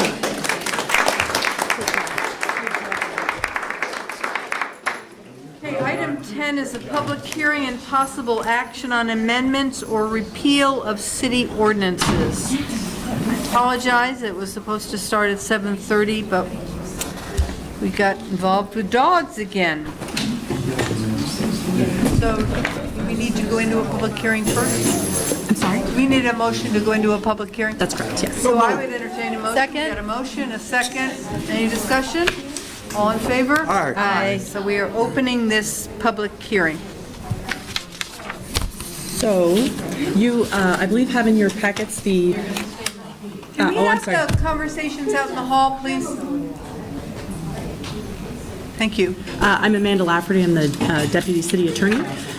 You have in your packets what was warned for the public hearing. It's the parking ordinance, and there's the date, today's date on it, as well as the motor vehicle and traffic ordinance for today's date. And I have, if just a single copy of each with some red line if anybody wanted to see just the changes that the council had requested at the first reading, as well as some minor changes where I noticed, for instance, that the word vehicle appeared without the word motor in front of it, so things like that. Does anyone want the red line? No. Okay. I might, Yes, Oh, okay. when he comes back. And then, are there any questions? Yes, Yes, okay. And which one? parking. So page 3, and maybe it's just me, probably is, parking prohibitions 3A. So the preamble kind of says, no person shall stop or park a motor vehicle on the roadway side of any motor vehicle stopped or parked at the edge or curb of a street. What are we trying to say there? Basically double parking. Okay, so it is what I thought, that it was double parking. On the roadway side, stopped or parked at the edge or curb of the street. Okay. Thank you. Can we put in parentheses, double parking, so the layman reading this will get it? I mean, Now I get it, but when I first read it, I was like, I know, I what? read it and it's kind of like, so what are we saying here? It's explicit, on the roadway side of any motor vehicle that's stopped or parked at the edge or curb of a street. That means you're next to another car, which is parked next to the side, which means you double park, so. Do we have to have another public hearing to make that change? That's what I'm wondering. I don't. It's a de minimis Yeah, I was gonna say, I don't think it's not changing the meaning. Right, no, I think And it's making or adding a new. clearer Yes. to understand. How does that relate to delivery vehicles?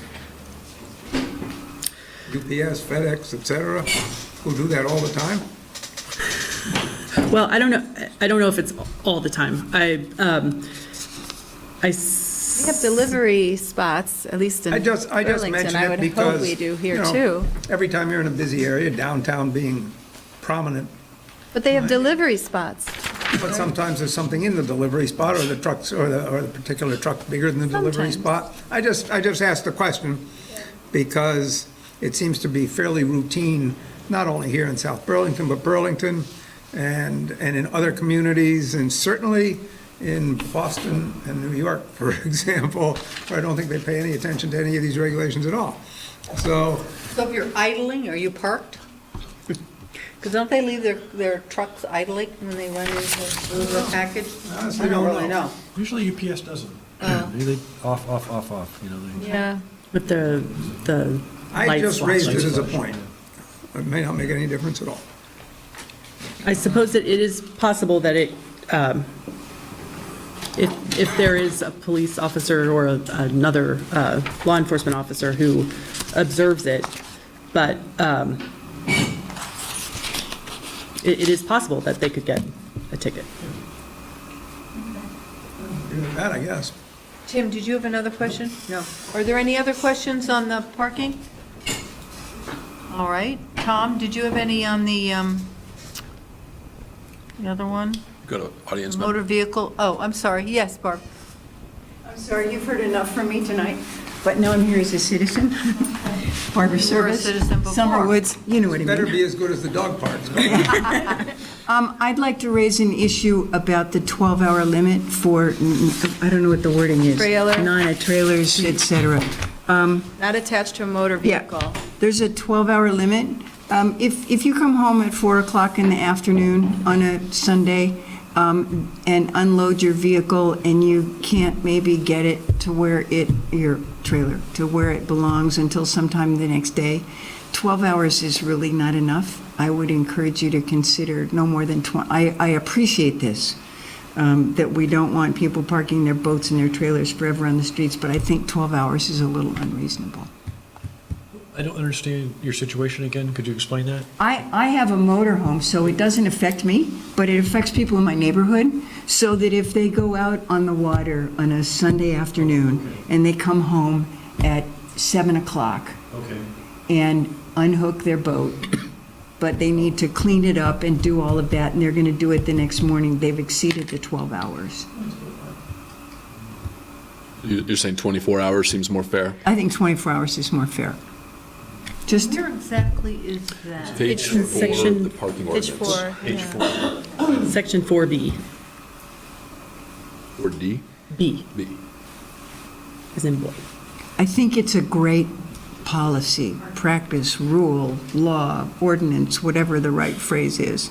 But I think it needs to be just a little bit longer to be reasonable for people who have these kinds of. Yeah, I think that's a valid point. Would that require another public hearing? Thank you. Oh, I'm sorry. Oh, no. That potentially may, because that is, but it's. I'm sorry. It's not the end of the world by any stretch. So I think that one perhaps may. Well, is that what the council would like to do? Change it to 24 hours and then change it, adding double parking as a, Or 18? pardon I me? think 24 Or is 18 reasonable. hours? Having done it multiple times, I think 24 is reasonable. So in my neighborhood, there is currently a boat trailer unattached, sitting in front of a house near a corner. And every time I walk by it, I think, that's just unsafe, because it's low, it's aluminum, it's not very visible in the evening, right?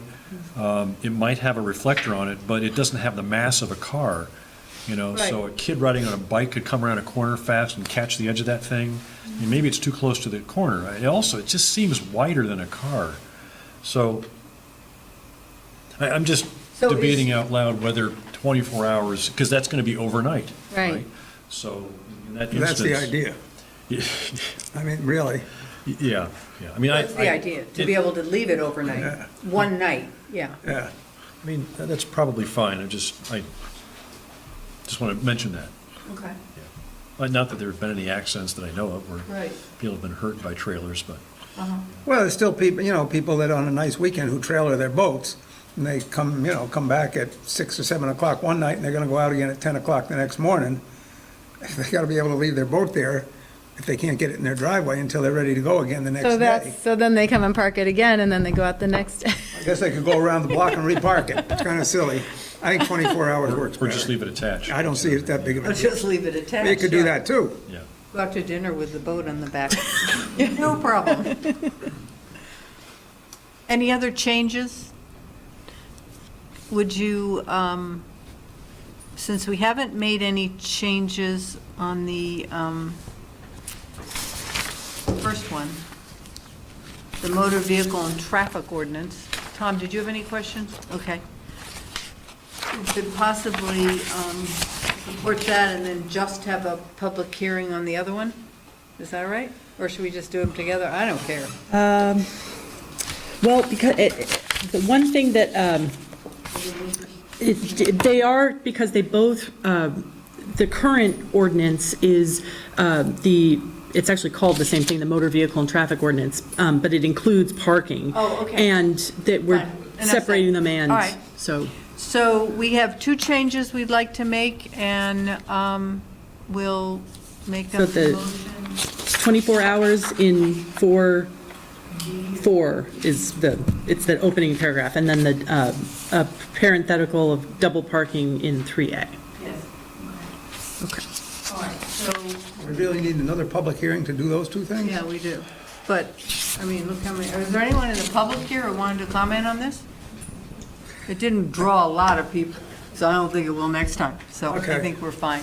So we could have that, so do we have to come out of the public hearing and then do that? So I'll Okay, move that we so come out of the public hearing. Second. All in favor? Aye. Okay, And then we so just have to continue this? we need to set another public hearing. Can we do that for the 17th? No. Remember if we have to go back to first reading. Let's see if I brought the. That's what I don't know if I brought the charter with me. Thanks, Tim. It's my spot. Why don't I go check on that actually? And Okay. that you've closed the public hearing, so I can You can come back in a few minutes and Yes. let us know. Okay, I'll do that.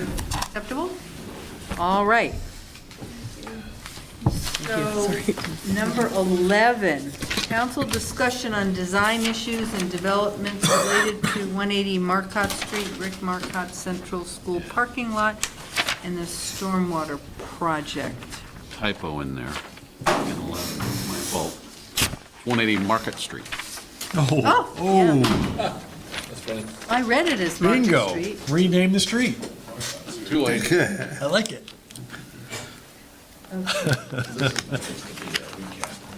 Okay, Discussion of the council. well, so we attended the school board meeting, and they did agree that there was a possible resolution to the stormwater.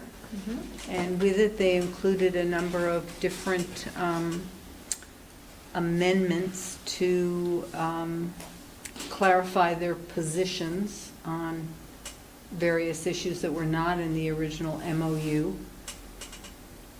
I think the city is discussing those and going through those to understand them better.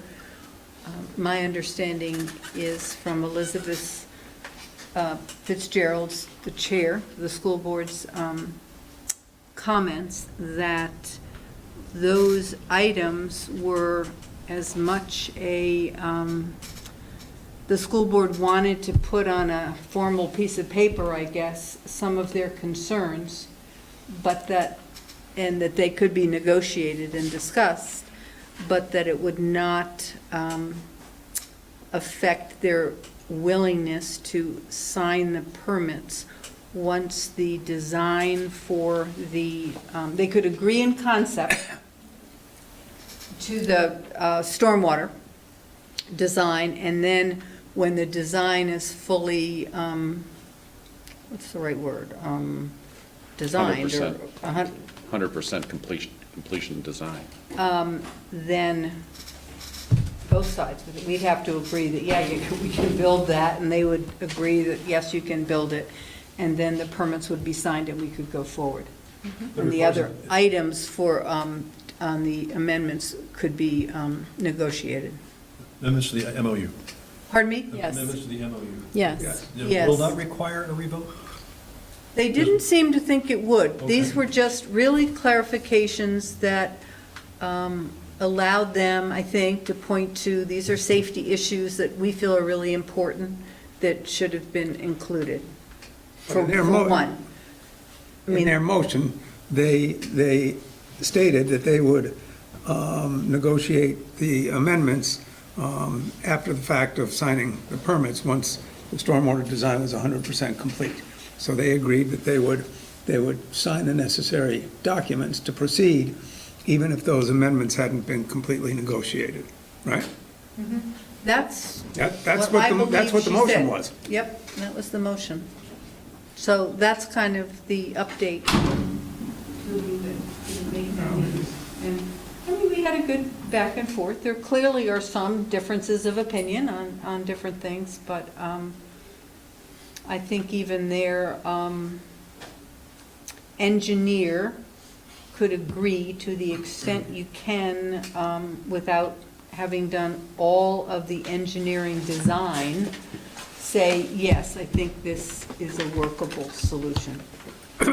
I believe their engineer stated that she was relatively confident that this was a design that would work, even though much of it is new technology. Well, new technology to Vermont. Yes. But utilized in other parts of the country to. Right, I should have said that, yep. Excellent effect. One being the Chesapeake Bay area, in areas that had very similar, I guess, high water and challenges like that piece of property. So, and they have worked there. They've been successful and they haven't failed. And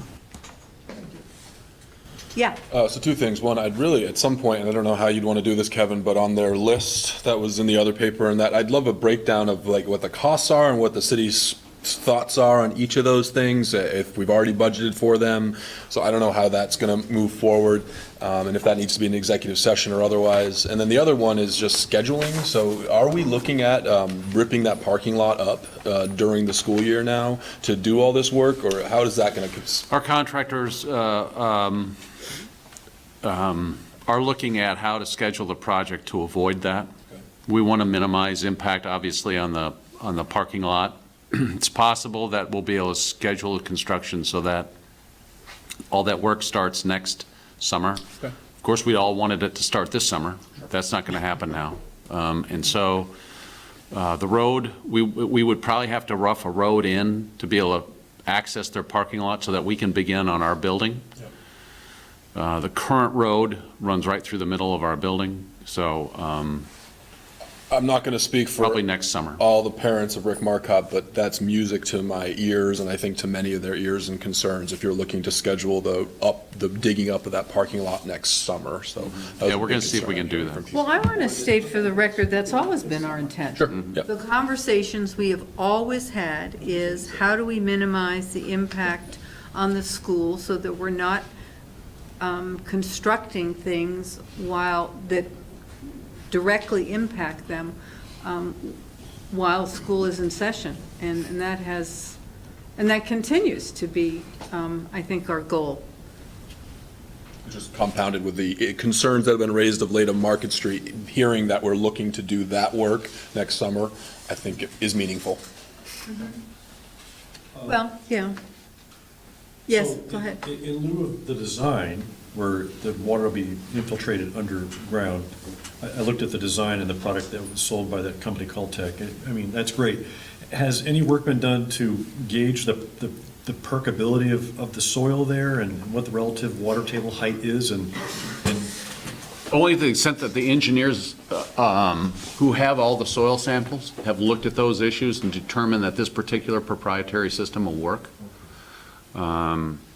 As Helen noted, it's worked in other places, and so they have some performance data. Okay. But they've determined, our engineers, and I think now Amy also, their engineer, determined it could work there. So I think that was very good news. Mm-hmm. One last thing I'd also say is just as much as we can speak to the safety concerns that there might be for this new underground thing, people think of the movie It with the clown in the storm gutter or the baby deers that get stuck. So as much as we can speak to those safety things as to how this will prevent any small child from falling into it, that's also going to be important. I'm not trying to scare people. What I'm saying is underground storage vaults, as much as we can speak to that in our communications and planning, is important to know that it's a very safe solution. If you go look at the website, that's where they talked about the product and the design, it's very straightforward. They build a large excavated area and put in hemispherical piping, down with the open side down in rows, and that becomes like a leach field, and it's fed by the water collected by, some collection, cistern, and it's fed underground. So, and then it's covered up with gravel and dirt, whatever, and so you're standing on dirt at the top, and then you pave over it, and you wouldn't even know there's anything underneath it. So, and apparently out here, right, is what they did for City Hall. No vaults, no empty cavernous area. No, it's great. There would be manhole cover, I guess, at grade level, which would be entrance into the large concrete bunker that would be accepting the water from the storm drains, right? But that's a manhole cover that you have anywhere. So our whole back parking lot has these types of massive stormwater structures, enormous pipes that are probably 6 feet in diameter at least, covered, paved, safe. So that's great. Yep.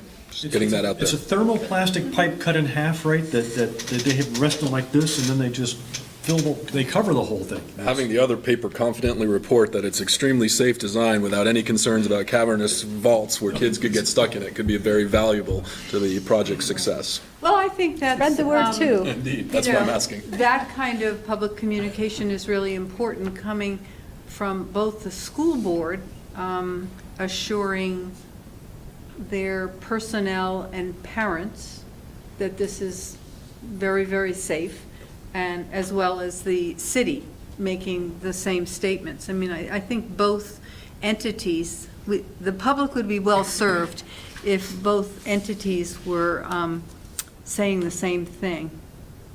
I only asked because I didn't know. I hadn't read up on Right. the design, so thanks. So maybe sharing those kinds of. Do that. I mean, the pictures that I found on the web, I can share them with you, but I'm not Public Works guy, so maybe I it should know. be the engineers that have designed Well, it. once they design it, then I think then we can share it with the Sure. public Absolutely. and provide that assurance for safety. And then we can continue with some of the other designs and safety records. I think that's what has to happen in a timely way, and it would be wonderful if we were working together towards that and not at odds. So, and I certainly got the sense from Elizabeth that they're ready to work with us on this project. So, okay. Amanda, do you have an answer for us? Going back to item 10 briefly? So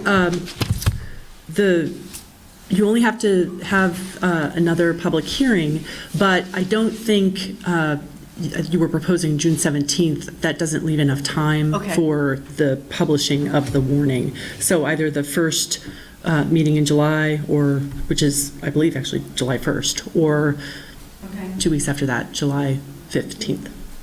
Well, why don't we do it July 1st? Let's get her done. Does that sound, I know two of you won't be here, but do you have a problem with that? I'll even move that we schedule a public hearing Even I. Quorum. on amendments or repeal of city ordinances, motor vehicle and traffic ordinance, and the parking ordinance for Monday, July 1st at 7:30. Sure. Second. Good. Any further discussion? All in favor? Aye. Okay. Thank you very much. Thank you. Thanks, Amanda. All right, moving on to what I think the audience is waiting for. South Burlington Committees, Boards, and Commission applicant interviews. We're not too far behind, are we? That's good. Let me get to the first one, so I know. There's one that was not in your packet. Mr. Langen, Yeah, we have. and you have the hard copy of his application. Alrighty. So Kyle Albee, is he here? No. Did he get word? Yep. So everyone on the short page, not the long one, the short page was notified and scheduled Okay. in for tonight, so. And do we have any others for the art, public art? They need just one and we have two. Oh, Seth and Kyle, all right. Well, okay, we'll move on to number 2 then.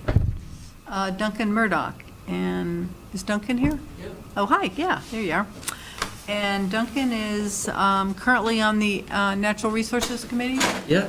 And you are applying to continue? Yes. Great. And I know you're well received by the committee. Oh, good. Thank you.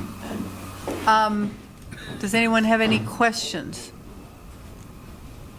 How many years have you served so far? Less than a year. Less than a year? Yeah. Oh, okay.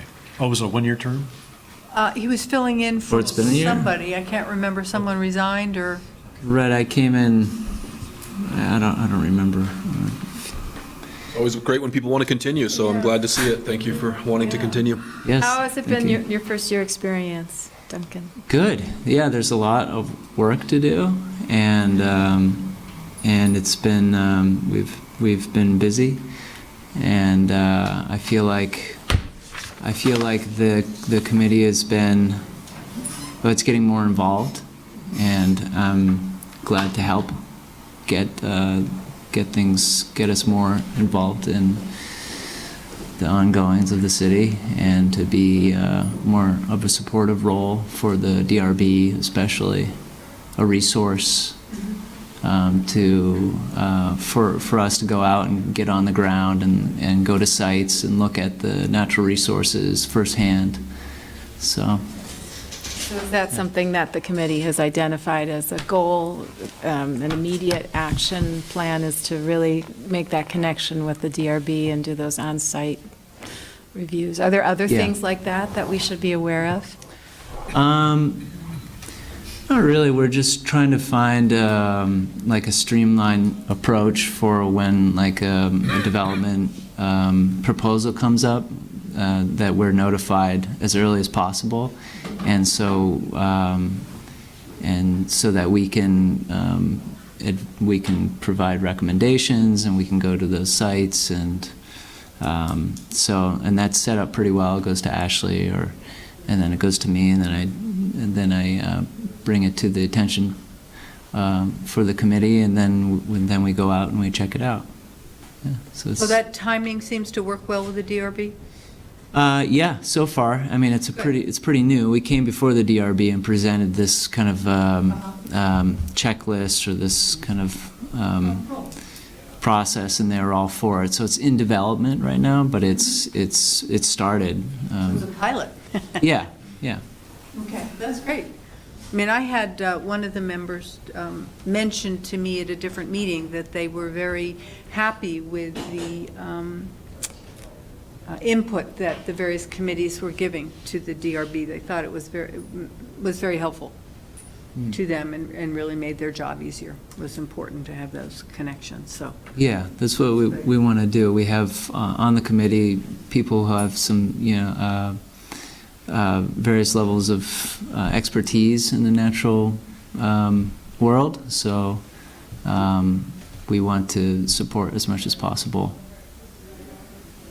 Okay. And there's 3 3-year terms and 1 2-year term. Do you have a preference for a 2-year or a 3-year term? Probably should go 3, huh? I mean, I can try 3, yeah. Let's do 3. If that's, yeah, I'll go for the 3-year term. You don't care, either one? Either one, yeah. Okay. Good. Any other questions? Great. Well, thank you very much for your service, and it's wonderful to have someone want to re-up, because it's a lot of work. And I think your job and your background really add to provide some good information and expertise to the committee, so thank you. You're welcome. Thank you. All right. He's also on our Open Space IZ committee. I just wanted to point that out. Yeah, this is great. Okay. Thank you, Don. All right, thank you. Joy Dubin-Grossman? And Joy, you are currently on the Housing Trust Fund Committee, yes? I am. I think I have fallen off, though, because I think it was actually maybe a year overdue. Oh. I think so. Okay. So you've served for the past 3 years. You've met only, this is the trust fund committee. Yes. Well, they don't meet all that often. We don't meet all that often. Because we have to have money to spend. And then Yes. once it's spent, there's, I guess, no reason There's less to we can meet. do. Yeah, That's right. yeah. Okay. Well, what's been the best part of that exercise for you? I think it's been enjoyable working as a group, and watching some housing go in is pretty exciting. Yeah. And I look forward to doing more of that. Okay. And let's see, we have 2 spots open, a 3-year term and a 2-year term. Would you have any preference? She wrote 3 years on her application. Oh, did she? I'm sorry. Yes, you did, Oh. but you can Oh, certainly good. correct it if you want No, to. 3, it's fine. Okay. Super, all right. Okay. Do you have any questions for us? Just send you more money? That would be nice. No, I don't think so, not at this point. It's more of a decisional body. It's not necessarily something that you have a project that you're. Exactly. I mean, but it's good to, Like the Public Art Review Committee. it's good to, have a group of people that are committed to it, so I've enjoyed it. Well, thank you for your service. We all think affordable housing is really important. So do I. It's good to have committed members. All right. Thank you. Thank you. Donna Kimball, she's still here? Oh, she did stay for a while. Yeah. Well, that's the charter committee. I'm not about to throw her off. No. We don't have more applicants than there are positions, so I didn't think we were interviewing or requiring an interview of incumbents. Okay. Yeah, so we need 2 people in the charter, and we only have 1 who's applied, right? So. Tom might still be here, Tom's checking. Oh, okay. Well, she wrote a nice letter, oh, man. Okay. Well, when we're waiting, why don't we hear from Catherine Lucas, who is interested in Dog park. not just hanging out with the dog park committee, but actually being a member. Keeping it going, I yeah. also want to note, Larry Kupferman is here. He's not on our list and not in our packet, but I think he might be here expecting to interview. But I don't have him on today. For the, Yeah, affordable housing, right. the Housing Trust Fund. And we kind of had, I thought, we sort of did have some idea that if they were incumbents, unless they really messed up, we'd have them continue. I did send in my re-app to Celine, so, I mean, it is in the works. Okay. I was interested in continuing. Well, we might as well have him after. Okay, well, why don't we listen to you after Catherine, and you won't have to come back another night. Thank you. Okay? So Catherine. Kate. Oh, Kate, excuse me. Right. You had some experience with the dog park. You want to continue? What really was exciting for you? Oh, it's a great group, and I am one of those people that have had to drive 20, 25 minutes to let my dog play, and it's exciting to hear that we might be doing something more local. I live on Heinsberg Road, so having something at Wheeler would be incredible. And I have ops as a background in project management, so if I can help, it sounds great. I'd love to. Yeah. Oh, Go ahead. how many meetings did you attend of the dog park committee? How many since October? Oh, 5 or 6? 5 or 6? Yeah, yeah. so you're very familiar with. Yeah, it was a good learning experience. I don't know if I would be able to go into it cold, but seeing them in action was helpful. Well, thank you very much. No problem.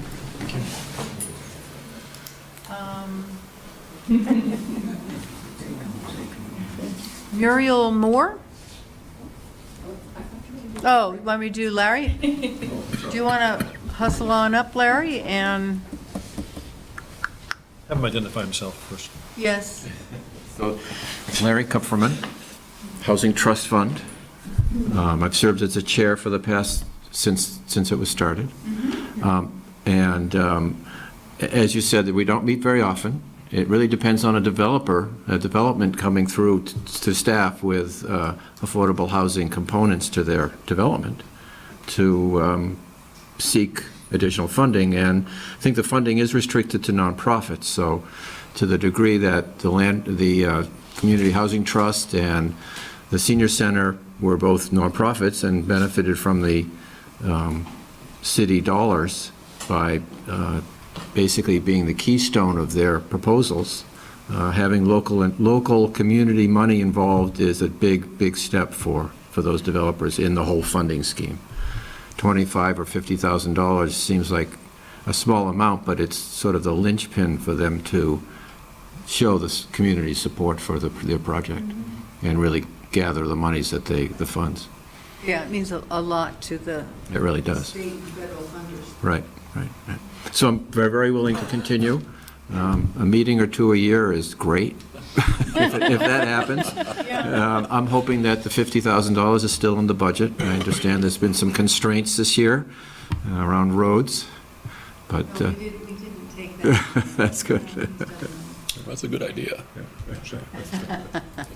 And we have, I guess, 2 or 3 year term. Whatever you think is 2 years left, that would be great. It's 2 year remaining. Did somebody step off? 2 year remaining? I don't know what that means. Well, Joy's term ended last year, and she's just being reappointed now. So Oh, okay. So you worked unappointed. Yeah, I'm not sure we actually had a meeting. Well, We did may you have had a money meeting. back? We don't pay them. Pardon me? We don't pay them. No, I meant the money they Yeah. granted. I think the buildings are built. The buildings are built. Buildings Oh, are built. okay, good. Being built. All right. So you'll finish out your term and you'll have a. Yeah, so I think my term was up. I had a 3-year Yep. term, so the 2 years Okay. fine, and Super. we'll try to remember the terms going Well, forward. that's really our job, but I thank you. Thank you. Thank you.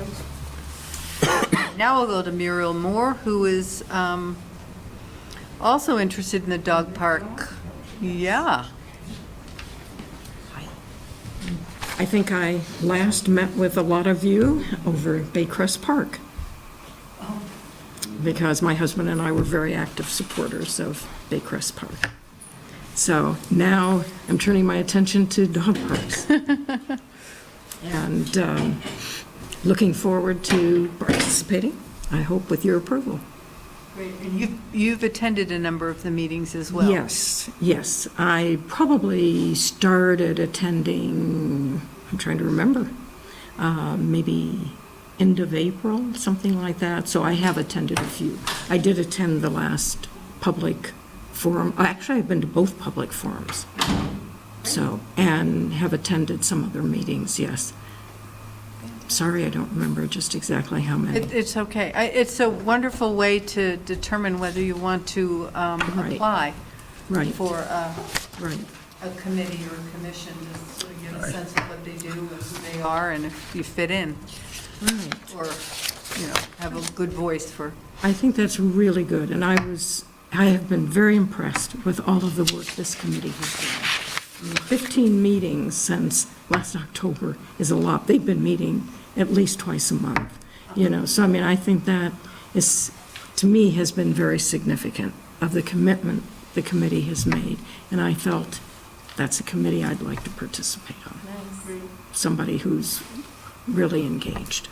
Right, very concerned. much like you. I think we did pass all the recommendations, so. Yes, so You're in.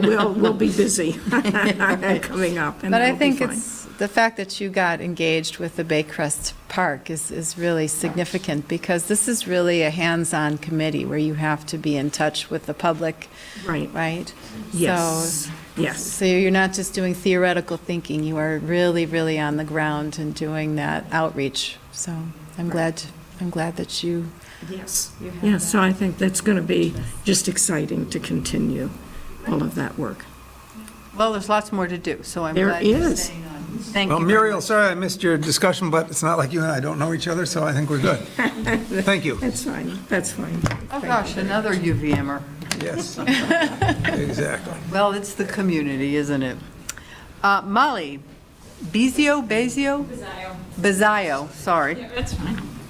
Okay, another dog park person. And you have been attending the meetings? Yeah, I think since February, so I think I've 7 or 8 meetings I've lost count. So you know the time commitment and, No issue, meeting twice a month, I think they've. we want you to work on Red Rocks and get this idea discussed and. What drew you to the committee? Well, I have a dog. I probably always have a dog, and we go to the town next door. I live in South Burlington, so I go to Shelburne, which is closest to my house, and it's nice to have something nearby.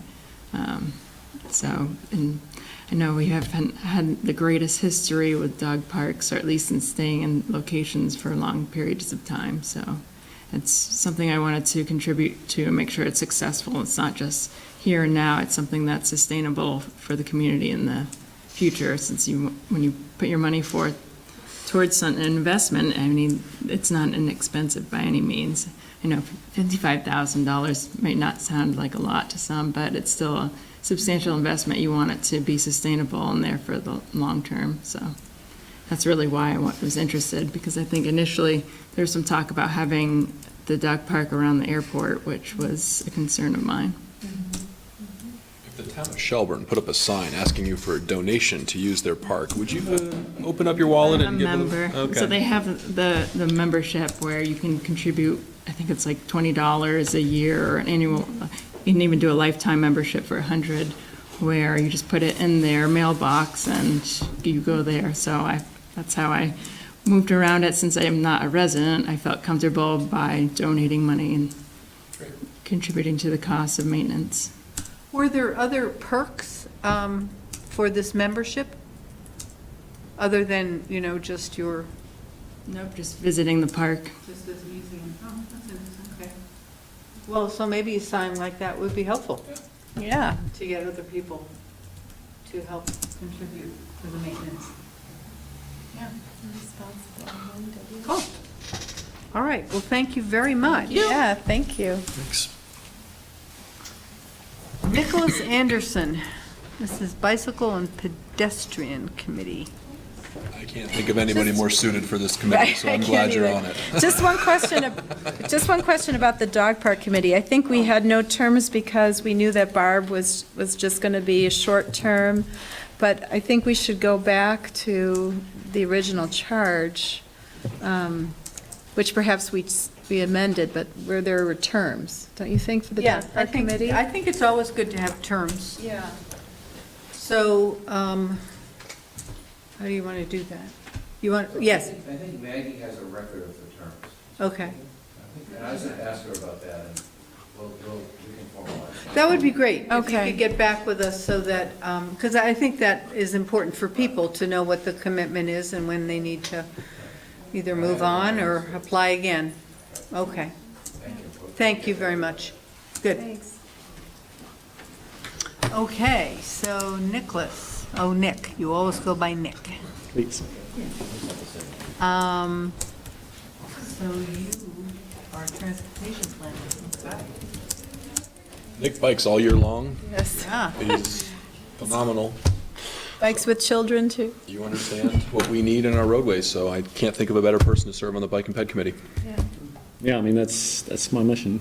And my job at home, wherever it is get more people on bikes, get more kids on bikes, be healthy.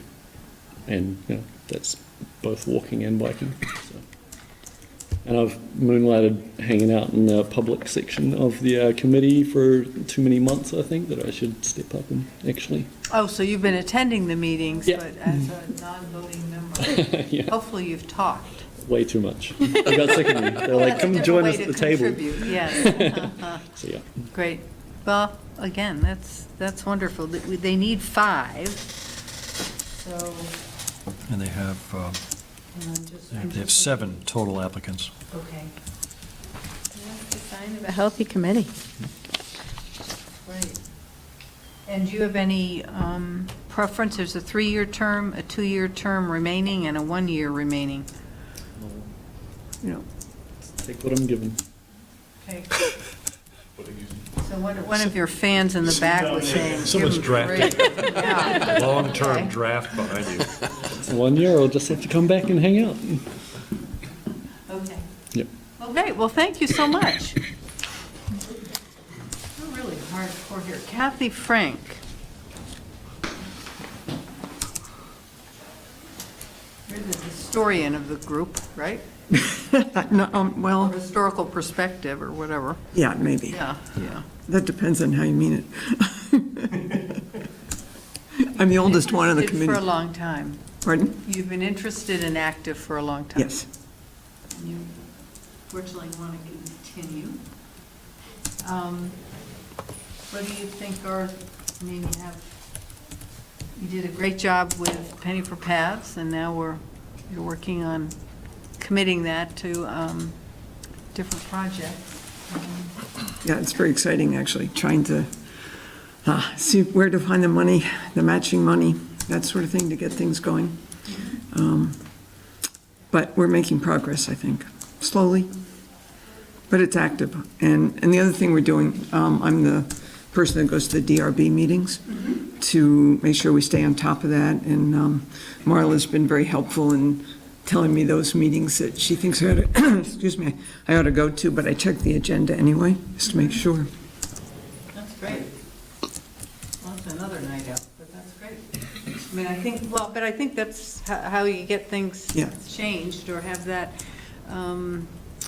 cross-pollination of ideas and have it really turn into reality, because it ends with them. Well, the DRB's been very helpful in sending people to us at times too, if we're not at the meeting itself, or even if we are, so that's been very helpful. Any other questions? Yeah, Tim? so what's been accomplished so far? Did the fence go up on Dorset Street, extra fencing? That hasn't happened yet? I don't think that's happened yet. Bollards. Huh? They're bollards, I think they're Those- yeah, called. those white have things. been Oh, just white installed. things? Yeah. Okay. Yeah, but they're just the ones that usually go up. There's a section where they don't go up, and that's where the cars pull out. Has anything happened yet? I haven't seen anything happen in that regard. I mean, Flashing light one of the improvements, delays we have Yeah. is with the Department of Public Works. You know, there are lines that need to be put down in the spring. Either they don't get done or they get done too late, just stuff like that. And I know they have a lot to do as I drive over Spear Street in those potholes every day. And you can't paint in the rain. Pardon? And you can't paint in the rain. No, you can't. Yeah, No, weather it's been a hasn't been our hard, friend. hard season, but, Yeah. those are some of the things we want to see get done right away and are not that expensive. They're just maintenance stuff. So that and crosswalks, which shouldn't be too expensive. But we're just putting in a grant, re-putting in a grant for the Dorset Street gap, which is that gap between Old Cross Road and Sadie Lane. Once that's in, Dorset Street goes from Williston Road all the way down to Dorset Farms. Yeah. And then with the connection coming over from South Village this year, that's just going to make an enormous network. Okay. So we got to get the money because that one's expensive. Okay. Does the committee need some people well-versed in grant writing? Or do you have well, that we- expertise, it's just a matter of? We have that expertise on the staff, and we've been working with Ashley lately to get that in, and she's asked various ones of us to review or just make suggestions for it. So I think there's a good connection there. I think the committee has got a great variety of skills on it that all complement each other for the most part. Good. Any other questions? Well, again, thank you for your long effort. It's worth it. Well, I mean, and I think, we have a lot of bike paths to show for it and more to be built. Well, there's Underwood yet to get the path through there. That's a big one. I too, I want to thank you, Kathy. Yeah, it's excellent. All right, thank you. Okay, now we have Lauren Marie Wedham.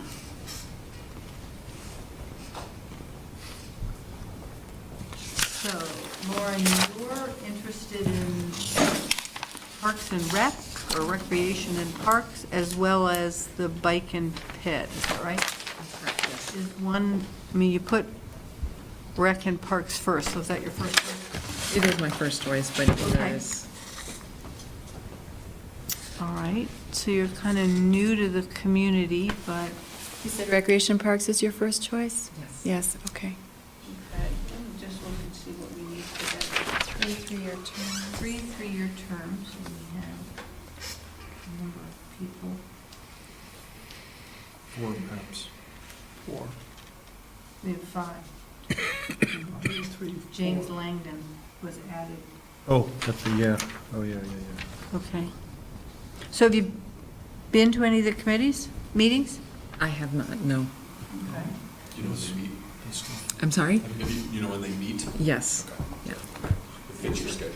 Yes, and I had some experience just going to meetings when I lived on Cape Cod, particularly for bike issues and the bike path and extending the bike path, and had previously gone to some of the public forums and meetings when I was a resident of Shelburne previously. I moved back to Vermont. And originally South Vermont. Oh, okay. So you're familiar with. General thoughts on community pools? Tom? I do, actually. I do. But I think from my perspective, yes, from my perspective, I'm a physiotherapist and my specialty is in geriatrics. And so my job is to basically sell movement to people. And I live in a community where I've heard a lot of people give me feedback about what's available and what's not available, particularly for adults that maybe don't want to do pickleball. Maybe they want to be involved in something else. Maybe they want to find other activities that are equally viable.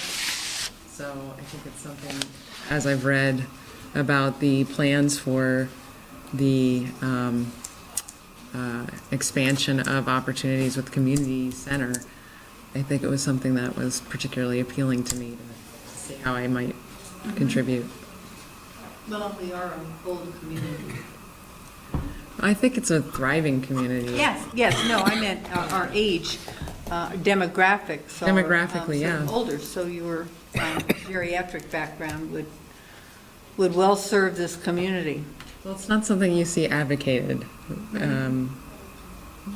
as openly as you would perhaps, children's programming, adolescents, and young adults. I mean, there's such a thriving community of young adult programs, particularly that are active in the Burlington and greater Burlington area. And that would just be really neat to see something with that energy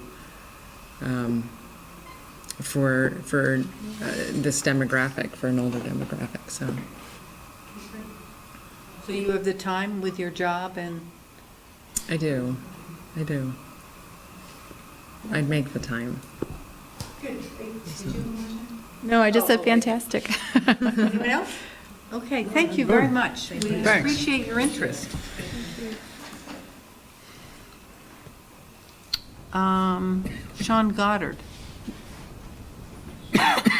So Sean, you're looking for the bike and ped. Yes. You're a current member. Correct. Finishing a 2-year term, a 1-year term? I'm in the middle, about a year and a half into a 2-year term, so it's up in December, I think. Yeah, we have again here, 1 year remaining, 2 year remaining. So that was one of my questions. You see you're the 2 year remaining? So I started a year and a half ago, and it was a 2-year term when I started, so I think it's up at the end of this year. Okay. So what happens in that case? They all start July 1, don't they? So I started in December, so maybe I was out of sequence, so maybe But that's it. We needed people. Okay. So we changed we became flexible Yeah. and said we'll appoint people out of sequence and not, wait until now. Makes sense. So I think we'll start you on a full term. Excellent. July 1. And you're interested in the 2-year term? Whatever, I plan on, trying to serve on the committee as long as I can, so it's, part of, biking and having a bikeable and walkable city is kind of near and dear to my heart, so I don't anticipate leaving anytime soon. And you Thanks. bike to work all the time or just? Mostly in the 3 seasons. I'm not as hardcore as Nick. Yeah. For now. Nick keeps trying to talk me into winter riding, but But he's close to zero carbon. yeah. Very close. Yeah. Consensus question. I know. Have you downloaded Consensus? I just did it. I actually did it last week, I forgot to ask but the other app wasn't people. That should be a working. requirement. It wasn't working, so I just re-downloaded it tonight while I was sitting here. So answered the questions. Looking forward to seeing how it works. It looks great. So Well, yeah, there's lots of questions the Bike and Ped Committee can ask, so absolutely. that'd be super, I would think, All right, any other comments or thoughts? Don't use the app while you're biking. Don't use your app, no kidding. All right, thank you. I see people doing this all the time. Thank you. Who is is the 2-year returning then, or remaining? Do you know, Kathy? People are on, okay, we'll just figure that I'll out. have to look it up, We like yeah. everybody, we don't want to lose anyone. Ah, okay. All right, Jennifer Kochman.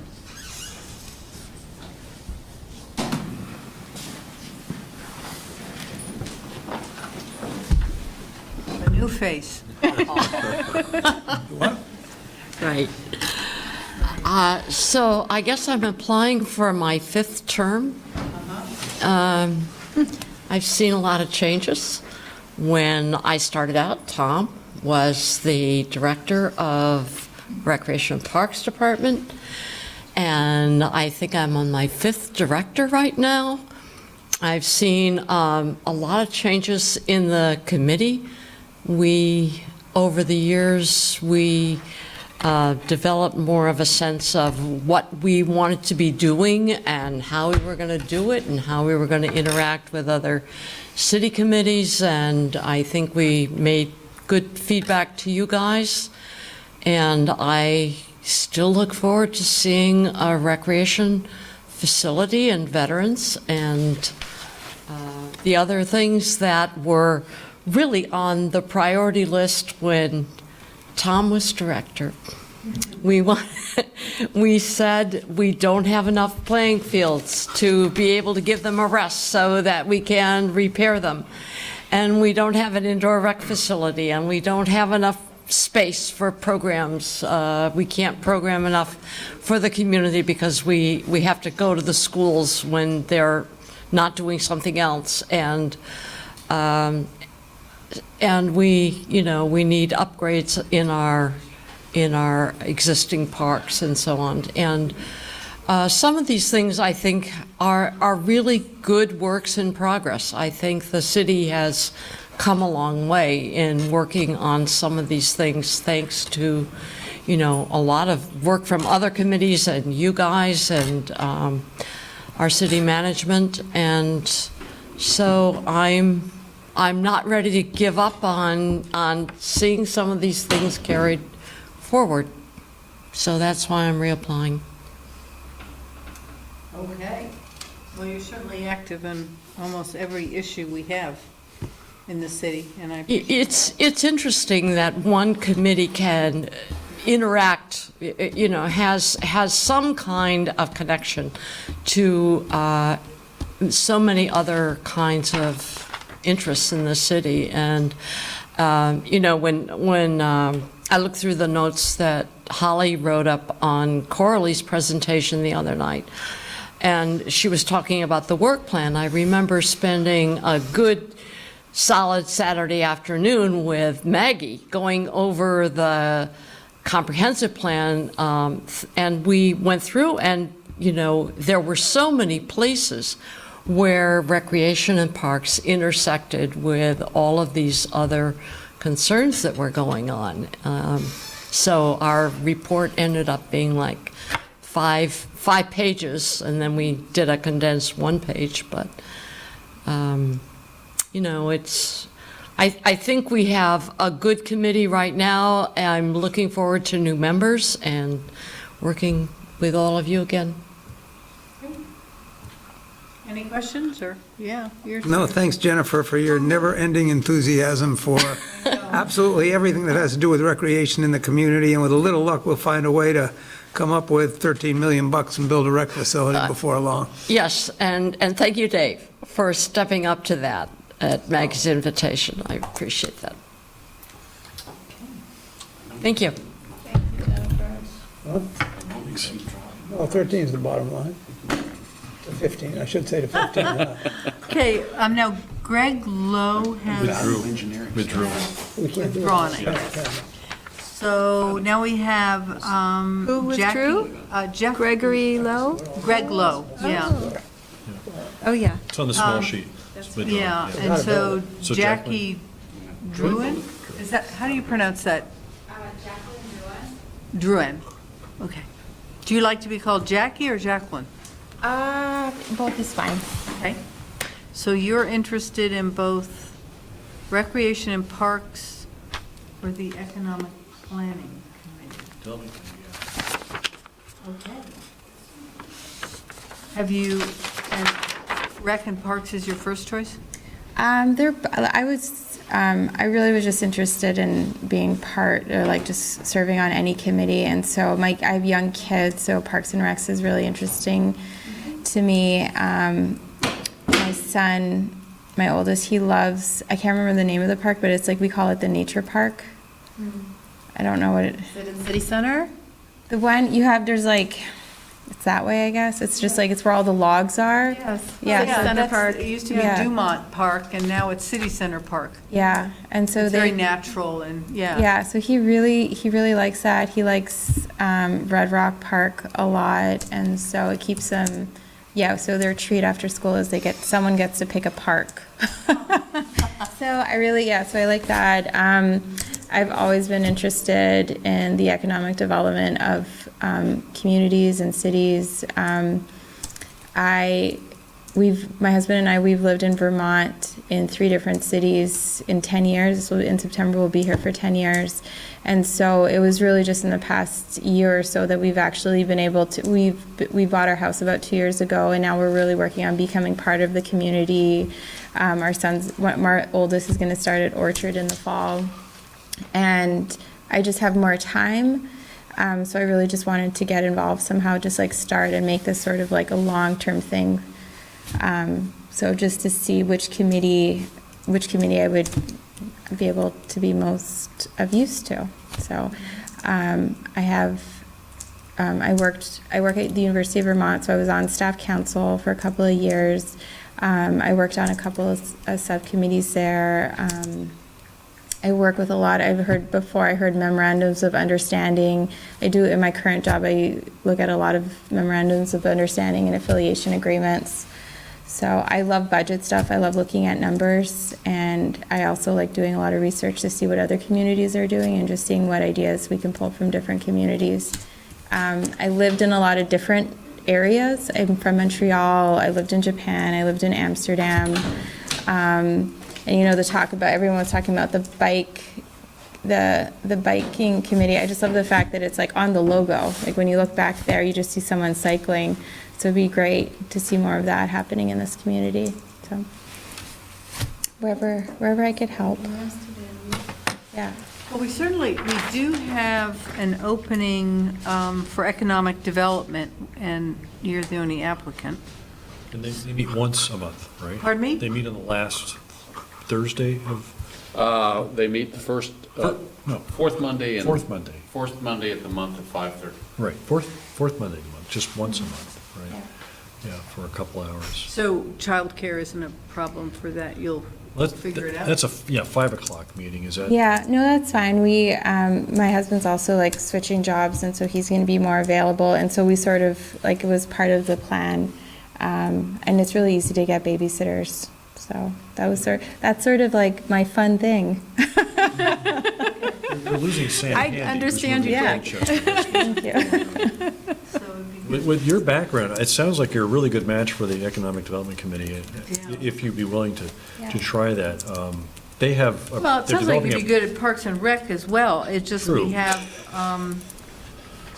there's only 3 openings, and we have 4 people applying. Yeah, so I'm flexible at that. I think anything would be, I really am the type of person, like, anything would be interesting, so. Cool. So. Well, that would be great. That's a new committee, so you're going to get in at the ground floor. Oh, fun, yeah. Yeah, we just created it last year, so I don't know how many meetings they've had, but About not 6, too many. maybe 6. 6. Well, that's a lot, but they're just really starting out, and, yeah. Do you have any questions for us? No, I don't. I like I like how you can look at the minutes so easily online. I don't know if that's like the website's really friendly. It's mobile friendly, so I enjoy that. So I don't know if that was new. I just sort of noticed that. That's the first time I've heard a compliment on the website. I know, thank you. I like it though. I do. Anyways, I'll pay that $5 later. No. Yeah. Well, that's great. We need, so, Well, cool. All right, well, thank you very much for your interests, and, yeah, that is a great way to get involved in a community and give back and learn a little and your talents. Yeah, well, thank you. Thank you. Thanks. So is that? No, one. Oh, James Langdon, I'm sorry. Langan, sorry. Pardon me?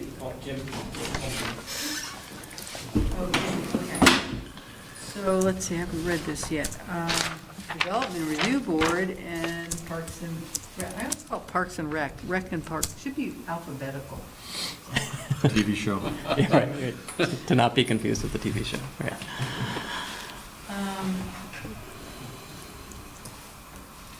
So just warning, this will be the third lawyer on the DRB. So Is that a need for a warning? Is there a need for a warning? Do they argue with one another? When the second lawyer was interviewing 2 years ago, or Yeah. right, I was like, well, there's already one lawyer on there. Now we're going to have two lawyers, right? And so they would just sit there and argue with each other about, I'm a precedent, I'm a transactional lawyer. There's not a lot of arguing. A third can break the tie. Oh, that's true, yeah. Okay, so you're interested in the DRB and Parks and Rec, okay. What do you think you'll bring to the DRB? I think I'll bring experience in land use law and experience in working with deliberative bodies, and also just a sense of sort of like curiosity and level-headedness. I tend not to argue. Let my opinions be known, but always opening to hearing the other side. I mean, with the DRB, it's really applying a set of rules to a project, and so I think my skills. I think I would be skilled in that position, so that's why I put that first. Have you ever served on other boards or commissions? I have not. I tried to last year. I did not here in South Burlington, but did not get one. But it's my third year here in South Burlington. I lived for 8 years in Burlington. I was on the steering commission of Ward 1's NPA, right? Yeah, Neighborhood Planning Assembly, NPA. And then I served on several more short-term commissions. So I was on the Burlington's Redistricting Committee, and I think that was 2013, and also several years on their CDBG grant application committee, which is a pretty intensive process that they did every year, and I think I did that for 3 years.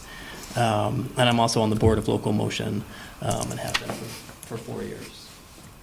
So, and yeah, haven't missed a meeting there. So I definitely would sign up and be dedicated to realizing that the DRB in particular is a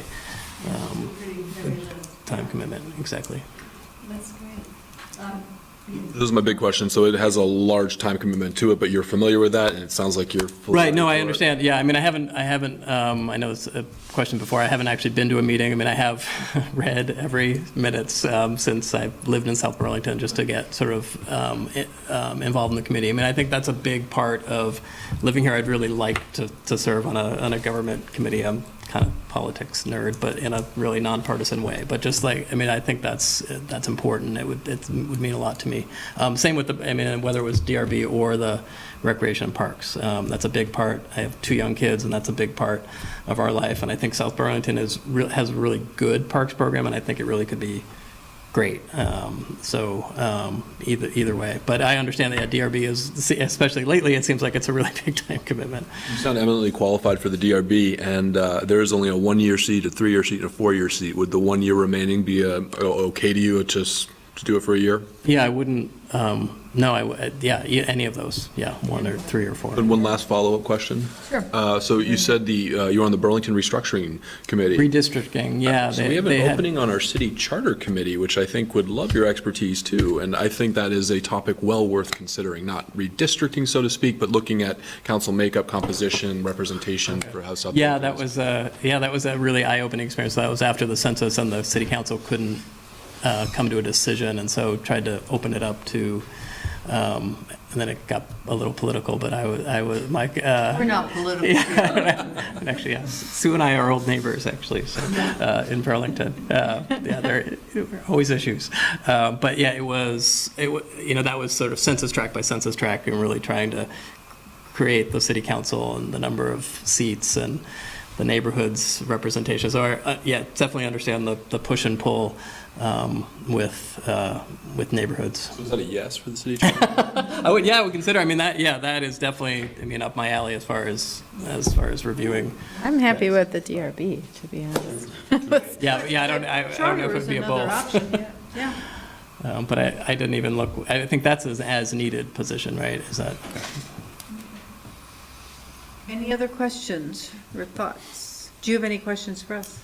I guess timing, it would be in July or late June would be when.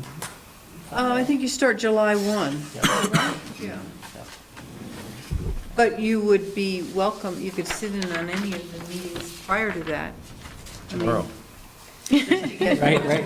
Just to get, Sharp. up to date or knowledgeable. If you wanted, you could go to the Clerkshare website and actually download their agenda items and all the. Yeah, no, I've been. Said he's been reading the minutes. Yeah, no, I know since it's, he moved I here. know. I guess I don't know the minutes for tomorrow, but I know what was supposed to be deferred to the next meeting. There's nothing controversial going on. No, that's right. Yeah, no, it's all 100% agreement. Right. Well, thank you very much. I'm glad Thank you you. persisted with me applying too. for something. Great, I mean, thanks. another happy website user, 2 in one night. two, It's right. pretty remarkable. Yeah, okay. Thank you very much. Right, why don't we just take a very brief break for Sue and come back and. Make decisions on these, Helen.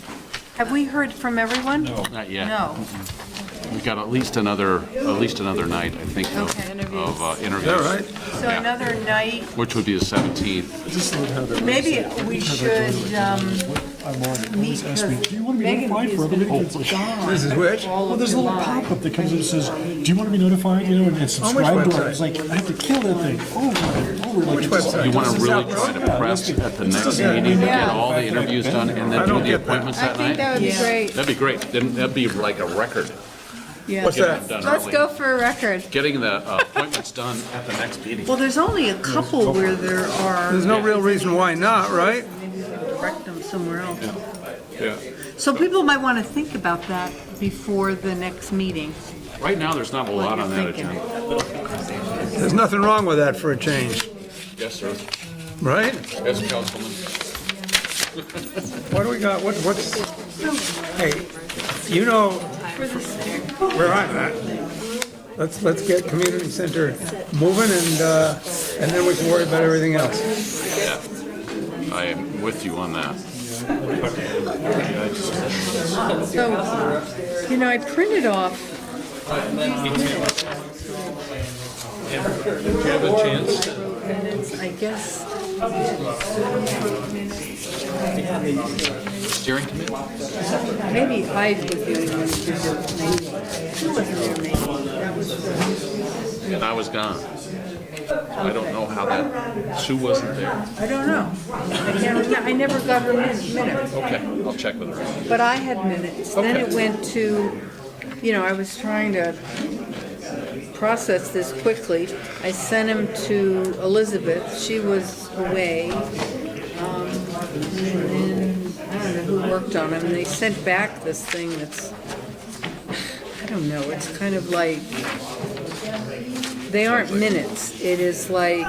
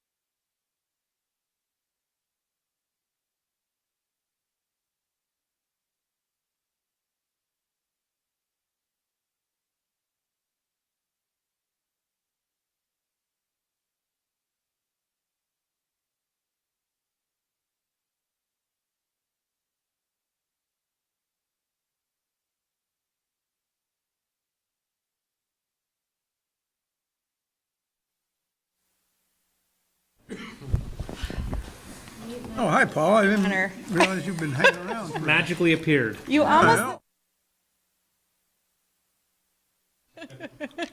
What's that reference? Oh, late night. I mean, Paul's always the one that stays to the late night session of city Hey, council. what do we got to do here because of the hockey Okay, so game in I progress would, I want to watch? I'd like to call back into order the South Burlington City Council meeting of Monday, June 3rd, 2019. And we are on item 13, review and possible approval of the council comments related to the adoption by the Burlington International Airport of a new noise compatibility program, an NCP. And Paul Connors is going to take us through his letter. Thanks, everybody. Paul Connor, I'm Director of Planning and Zoning. So what you have in front of you is a draft of a input letter on the noise compatibility plan. If you remember, the airport had started updating its noise compatibility plan maybe about a year and a half ago. The noise compatibility plan is the companion document to the noise exposure maps. It is the document that lays out how mitigation is to take place, and therefore how mitigation funds are to be sought from the FAA by the airport. It's got sort of an interesting timing in that it is the plan regardless of what the maps are. So the reason that has been a year and a half was that the City of South Burlington, the City of Winooski, some of our other partners asked that the noise exposure maps be updated prior to completing the noise exposure plan, because whenever the noise exposure plan is, it's in effect until it's updated. So we are currently operating under the 2008 noise compatibility plan, and therefore the official guidance as far as the FAA is concerned is that the entire area that's in the 65 decibels under the 2017 maps and then the 2019 maps that came out last week would be the acquisition program. That's clearly not been the intent of the City of South Burlington nor the airport, but that's the legacy of the current plan. So where we are in the process now is the noise exposure map drafts came out last week, as you all know, and we've been invited to a noise compatibility technical advisory committee meeting at the end of June. That is likely the last meeting of that group.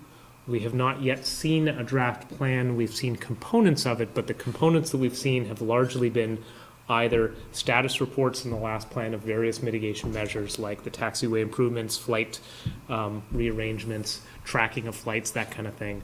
And then a lot of educational pieces about what these various different programs are: sound insulation, purchase assurance, sales assistance, all those kinds of things.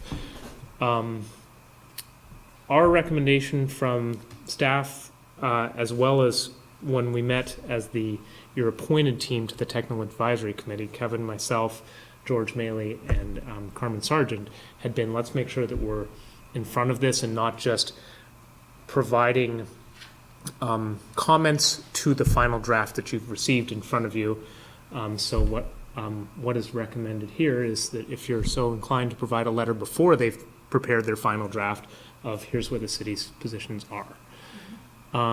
What's in here very in broad brushes is the result of a lot of what we've been hearing from yourselves, from the neighborhood, through the Chamberlain Neighborhood Airport Planning Committee, from the survey that Vince Baldock and his class did last fall, where 80% of voters in that district, the Chamberlain district, preferred to have programs that move towards insulation of homes rather than removal of homes.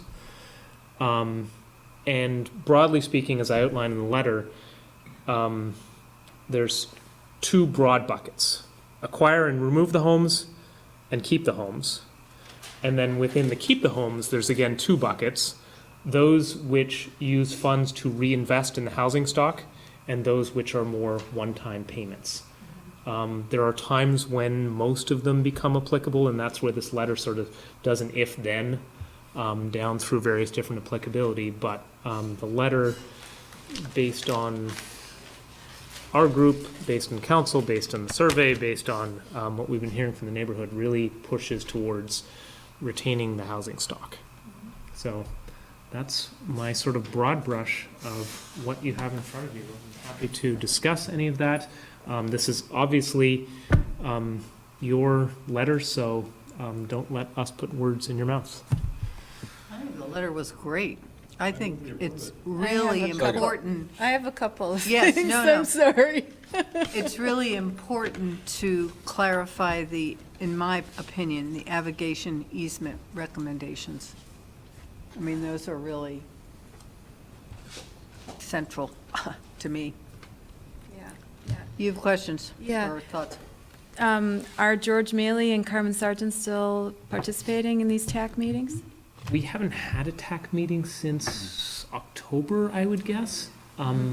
I saw Carmen last week and chatted with her a little bit. I think that George has moved out of town. That was my George understanding. was, the last I'd heard was he was a few weeks from moving out of town, and I've not heard from him since Do the we winter. need to replace him on that body? I heard it was being dissolved. Oh, it's going to be I dissolved. think the Well, last I think, meeting, yeah, well, but there we- still will be there's- a sound advisory committee, Right, which is an right. ongoing entity. So I would certainly recommend, we haven't heard from the airport how they want to constitute it, but I would, if the council is so inclined, I think having a second person from the neighborhood to be there as a citizen that isn't just a staff person, isn't a elected official, speaks strongly and well to the city of South Burlington's commitment to the airport, to issues around the airport. I think it was very valuable to have both of them there, and would urge to continue to have that. So maybe I'll talk to Carmen, ask if she's still willing to serve in that function, and maybe brainstorm to find someone who could step up. I do have a couple of questions. Yeah, please go ahead. The first question has to do with a questionnaire that we put out as a body that showed sound barriers as one of the preferred mitigation techniques also.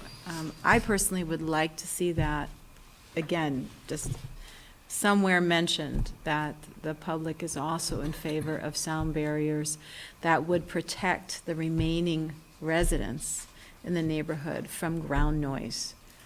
So, understanding that I'm not the technical expert in the subject, but as the consultants came in and spoke with the technical advisory committee about the role of sound barriers, they showed it as being a little bit of a catch-22 for us, because in order for the barriers to be eligible to be funded, they have to show that they have provided some kind of noise benefit to the neighborhood behind them. If they do meet that threshold and the barrier is built, then any home that has been improved is no longer eligible for any mitigation. So it becomes an either-or of either a wall or insulation towards the homes. And that was a less than ideal catch-22, and that's where this sort of recommendation of to move towards the home insulation that folks can really feel like they're individuals. I thought they had applied for money for a barrier. Blast wall, but blast that's walls. not for homes, though. That's just for Airport Parkway. Oh, okay. Yeah. Oh, right. A very, very small. Right, it's very specific to, as a plane turns around, to not having Oh, dust. but you were talking, okay, Yeah. I'm sorry. Yeah. It's not a long, extensive barrier. So it certainly could be in there. I think that what would be beneficial to come from South Burlington would be, where does it fit in the priority area, so that we're giving as clear guidance about the rankings as possible. Because I really liked what you had to say about being able, let me see where that is. Right, so it's page 3, abrogation easement recommendations. Those were great. Yeah, And I wish we would also include the school somehow in this language, even though we're not the school board. I know that a concern for the school board has been that if we are to accept these dollars now and there's a change down the road, are we out of luck? And that's a big question, and I liked your language there. Any abrogation easement must have a clause that invalidates the easement in the event that a future amendment to the NEMs indicates an increase in noise that would otherwise affect eligibility for initial or additional mitigation. And I spoke with just last week, I spoke with the folks from Jones Payne Group, who are the lead consultants, and they confirmed that the FAA has, we'd seen documents of this, but they reconfirmed that other airports in New England have that kind of out associated with it. So this, we're not asking for the moon with this request. Oh, Yeah. so other people, and have been granted. Yes. And Oh, good. And I also saw a message written by Williston's city manager, town manager, who said that the 10% local share is still being discussed. And I would like us to address that if possible, and I'm open to, feedback on whether or not that's feasible. The first that I had heard about it was in the newspaper last week, which sort of suggested that there is the 10%. We've known all along that there's a 10% match. Not for this, I just mean right? in general. No, So for residents For all of these too. programs, Oh, really? there's a 10% match. Right. Heretofore, as far as I understand, it has been the airport/city of Burlington that has covered that 10% for all of the house removals. I guess it wasn't even a question for us, but perhaps it should be stated in here that our expectation would be that just as the airport/city of Burlington paid the 10% for the house removals, that the same expectation would move forward for insulation programs. That's right. And my understanding is that 10% did not come from Burlington taxpayers. It came from airport revenue, Oh, the airport revenues. Airport. And it's possible, I don't know if the state was 5 and the airport was 5. That's what I That's a think, level of too. detail that I Right. don't know. Well, there may have been some, the state does provide, they used to provide $1.5 million to the airports for, improvements to match some of the FAA dollars. Then that was reduced last year in the current budget to $500,000. So that, and I guess the portion that goes to Burlington was reduced to $500,000, because they generate most of the dollars. And it's from the, I don't know, I guess what the airlines pay them or something. I think it's the fuel tax. The fuel tax. And that's what they've used in the past to fund, the match. And maybe there was an additional 5% that the state came up with, but I Yes. think it came out of the fuel tax. So, and Burlington, to my understanding, I thought they had provided some of the money, but I don't believe they ever have. That's good to hear. I want them to do the same thing for South Burlington. This is something that is being thrust on these residents. They should in no way have to pay into mitigating noise coming from an airport that, I'm sorry, there is something wrong and deeply wrong about that. And I want us to state that clearly as a council. And I would go so far as to say it for. Right, and I've, Yes. I've not heard on the subject one way or the other. I've not heard that either way, that the airport was intending to continue or not continue the plan. So we can certainly be clear about our I mean, expectations. I heard from a woman who is a military family who said, I might not be able to have my granddaughter come visit me because of these new planes. That's what breaks her heart. So we have to stick up for these people. And I also want us to stick up for the school. And that's why we've, in this draft, it encourages the insulation of homes. It also, for those families who just feel that they need to move, there is the other program, which is the purchase assurance, where somebody can sell their home to the airport at fair market value. It gets insulated, and then another family that is okay with being in there chooses to be there. And so giving some flexibility to our residents if they just don't want to live there anymore too, but. Some people are longtime residents and don't want to move out of the community, right? This is painful. This is not just, oh, I'll move to Florida now. This is not what it is for people. So this is, and I think that to ask them to pay 10% to mitigate the airport's change of use, we should say no way. And I don't think it should come out of our coffers either. I really, when I read that note from the town manager, and I've been seeing the chatter, and since our meeting there last, was it Wednesday evening, we have to, I think, really, really make it clear that we are contesting that. So I don't want to disagree with any of that. I agree. If they've been paying the 10%, they should continue it. And I just would add that the school board read a letter from the airport a month ago, and it had a clear impression that they were going to have to pay the 10%. So I think that's an important thing to think about adding. A couple other points I want to make. I support this in its current wording. I think it's great. I'd want to follow back on your logic with the sound walls, because I just didn't really follow that. Because if sound walls would reduce the eligibility, that also tells me that it would dampen the sound coming from planes taking off. We could be in our yards. Sound walls just make sense to me. And then the last, you have dug into this more than I. I would just say I wouldn't dismiss sound walls because it would reduce the eligibility for money, because it also tells me it would reduce and dampen the negative impact of this noise exposure bubble, which has property values as well as actual sounds. The last thing that I didn't see in here, and I caught you before this, Paul, and if you already addressed this, that's great. But I would love a real accurate estimate for what the cost would be for sophisticated real-time permanent sound monitoring. So I understand that Champlain Valley Exposition does this. I would like to get real accurate measurements of what the sound is under certain conditions, and use that in order to inform and improve operations as well as other considerations throughout the entire region. So I don't know why that wasn't in here. If you have your reasons, c'est la vie, but me as a city councilor looking at these issues, I'd like real accurate, true measurements of what the noise is at different parts of around the airport. Yes. And that should be something that we really do use in a way. So it should be under our purview. I mean, that's how it usually is.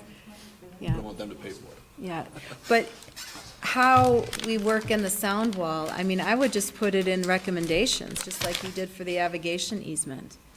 That this is something that should be a given. This is, a sound wall it should be a given. These people are adjacent to an active airfield. So it's not just the planes in flight. It is actually, I know that they're moving the taxiway, but when they are running down that, they're rolling down that airfield, that makes noise. And that happens starting at 5:15 in the morning, right? Are those engines doing their engine run-ups earlier? This is something that we have to, I think, somehow ask for them to include. A recommendation, I think, is fine. I mean, I certainly don't want it to void any hope of people getting insulation, but if it's a recommendation, as opposed to here's our first request. To follow up on that point really quick, I think there was a function where I was talking to some Burlington city councilor, and part of the blast wall came up, and I think it might have been Gene Richards too, but somebody said that we required it, and they said if we required the sound walls through our LDRs, and I know the FAA gets all messy and everything, but if we have requirements that sound barriers be constructed when any type of activity emits sound, that's a justification to commit the resources or for them to find the monies. So I don't know if that's something we've already explored previously. You required it as part of a permit application for the reconstruction of the taxiway. Sure. So there was a... Right, but it wasn't for sound purposes principally. It was for blast purposes. Can we expand that? We do for sound. I know you've exhausted everything. You know what you're doing. I like walls. And I know that ground vibration, you can't do much about it. Fences make good neighbors, walls But make good if sound. for the purposes of this letter and prioritization,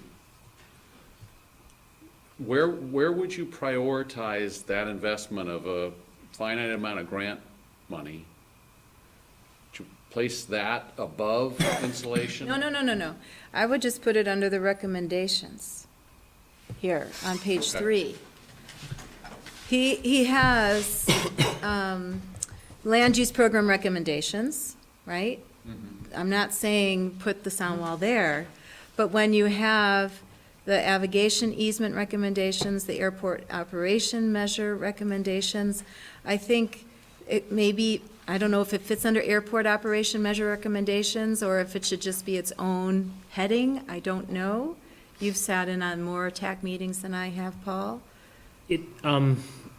My understanding is that it technically is considered a land use measure in terms of buyout programs, purchase assurance programs, insulation programs, noise barriers. And I'm reading their technical paper here where they basically said a noise barrier must be able to reduce aircraft noise by at least 5 decibels.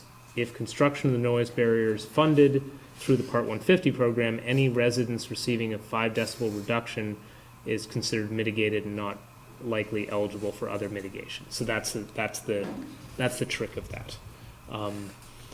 The complex part of that subject is that we're a pretty unique airport, as we all know, where the majority of the sound comes from a very small handful of aircraft, and that sound will likely be above the noise barrier.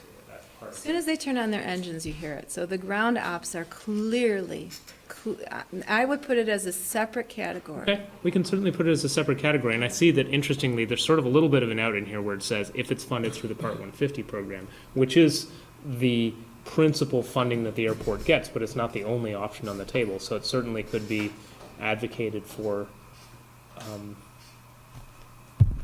in all manners possible. Fuel taxes. Right, in all manners. So we can certainly advocate for that if you'd like, yeah. I'll just say again, they took houses down and the bubble expanded because the houses were dampening the noise. So I just think a sound wall, which they put along interstates, would do something to improve the quality of life and protect the homes from decreased prop market value as the NEM factors those things in. So, and I have one But more question. I don't want to drag this out. You have my support. You're doing great. No. I can't approve this as is, because I'm sorry, I can't. The blocks that you were talking about, what are you looking at to see, are you seeing potential blocks where there could be homes that would be perhaps acceptable for the land acquisition and relocation? Oh, the I know that's rounding your thing? final option, but you were talking right. about this blocks, rounding to the block rounding. Could you fill me in on that? Yeah, so block rounding is, it's a fairly common feature of these maps. So the maps, as you saw, are squiggles all over the place. After the noise maps are completed, a policy decision needs to be made about what happens when it cuts partway through a property. So for example, I was noticing that the new maps that came out last week have 2 properties on Kirby Road, on the south side of Kirby Road, where the 75 line goes through the driveway. It doesn't touch the home, but it goes through the driveway. By the FAA sort of noise exposure map, that property has to be listed as 75. Given that all the homes, all the other properties around it are below 75, and given that those 2 properties, the homes themselves are not 75, the effective rounding would be to move the line, would have the policy of the line being outside of that property and not acquiring that home. By the flip side, under the old program, if a entire neighborhood except one home were to be acquired and removed, it might not be the right policy to leave one house on a dark street. Now we're moving past that program. We don't have to keep that third option in there. I was more, the way I was writing that up was to sort of, I was trying to set it up to say, do everything humanly possible to not acquire the home, and only if every single step has been shown and there is no option for that homeowner to have any form of mitigation other than this, then that's the last resort. I would take it out and I would still press for the MOU, because in the MOU, we do have that clause that if conditions are such that, it's really uninhabitable, that we would we would, of course, make a change in policy. But I would not put it here in our feedback to the airport. I would put down, we are still hoping that that the mayor of Burlington can sign the MOU. Where, and there is a clause that says something. Okay, so that would be number 3 under, right above where it says navigation easement recommendations? Yeah. I mean, I understand where you're going with that. I guess the topic is for properties within the 75 plus DNL, which is sort of different. I just don't know if this is the right place to remind them that they could sign the MOU. Maybe not under C, but I would maybe at the end, or. I mean, maybe you can have a concluding, something or other that,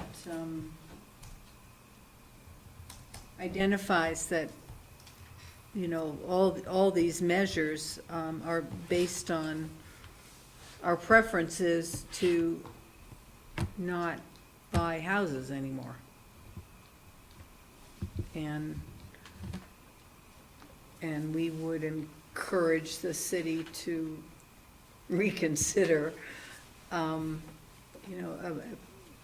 signing or agreeing to the MOU that basically says, we all agree we're not gonna do this unless there's some mitigating circumstances. If in fact the F-35s are 4 times louder and are gonna be having to use afterburners all the time, and the numbers really change. And so that it really is intolerable.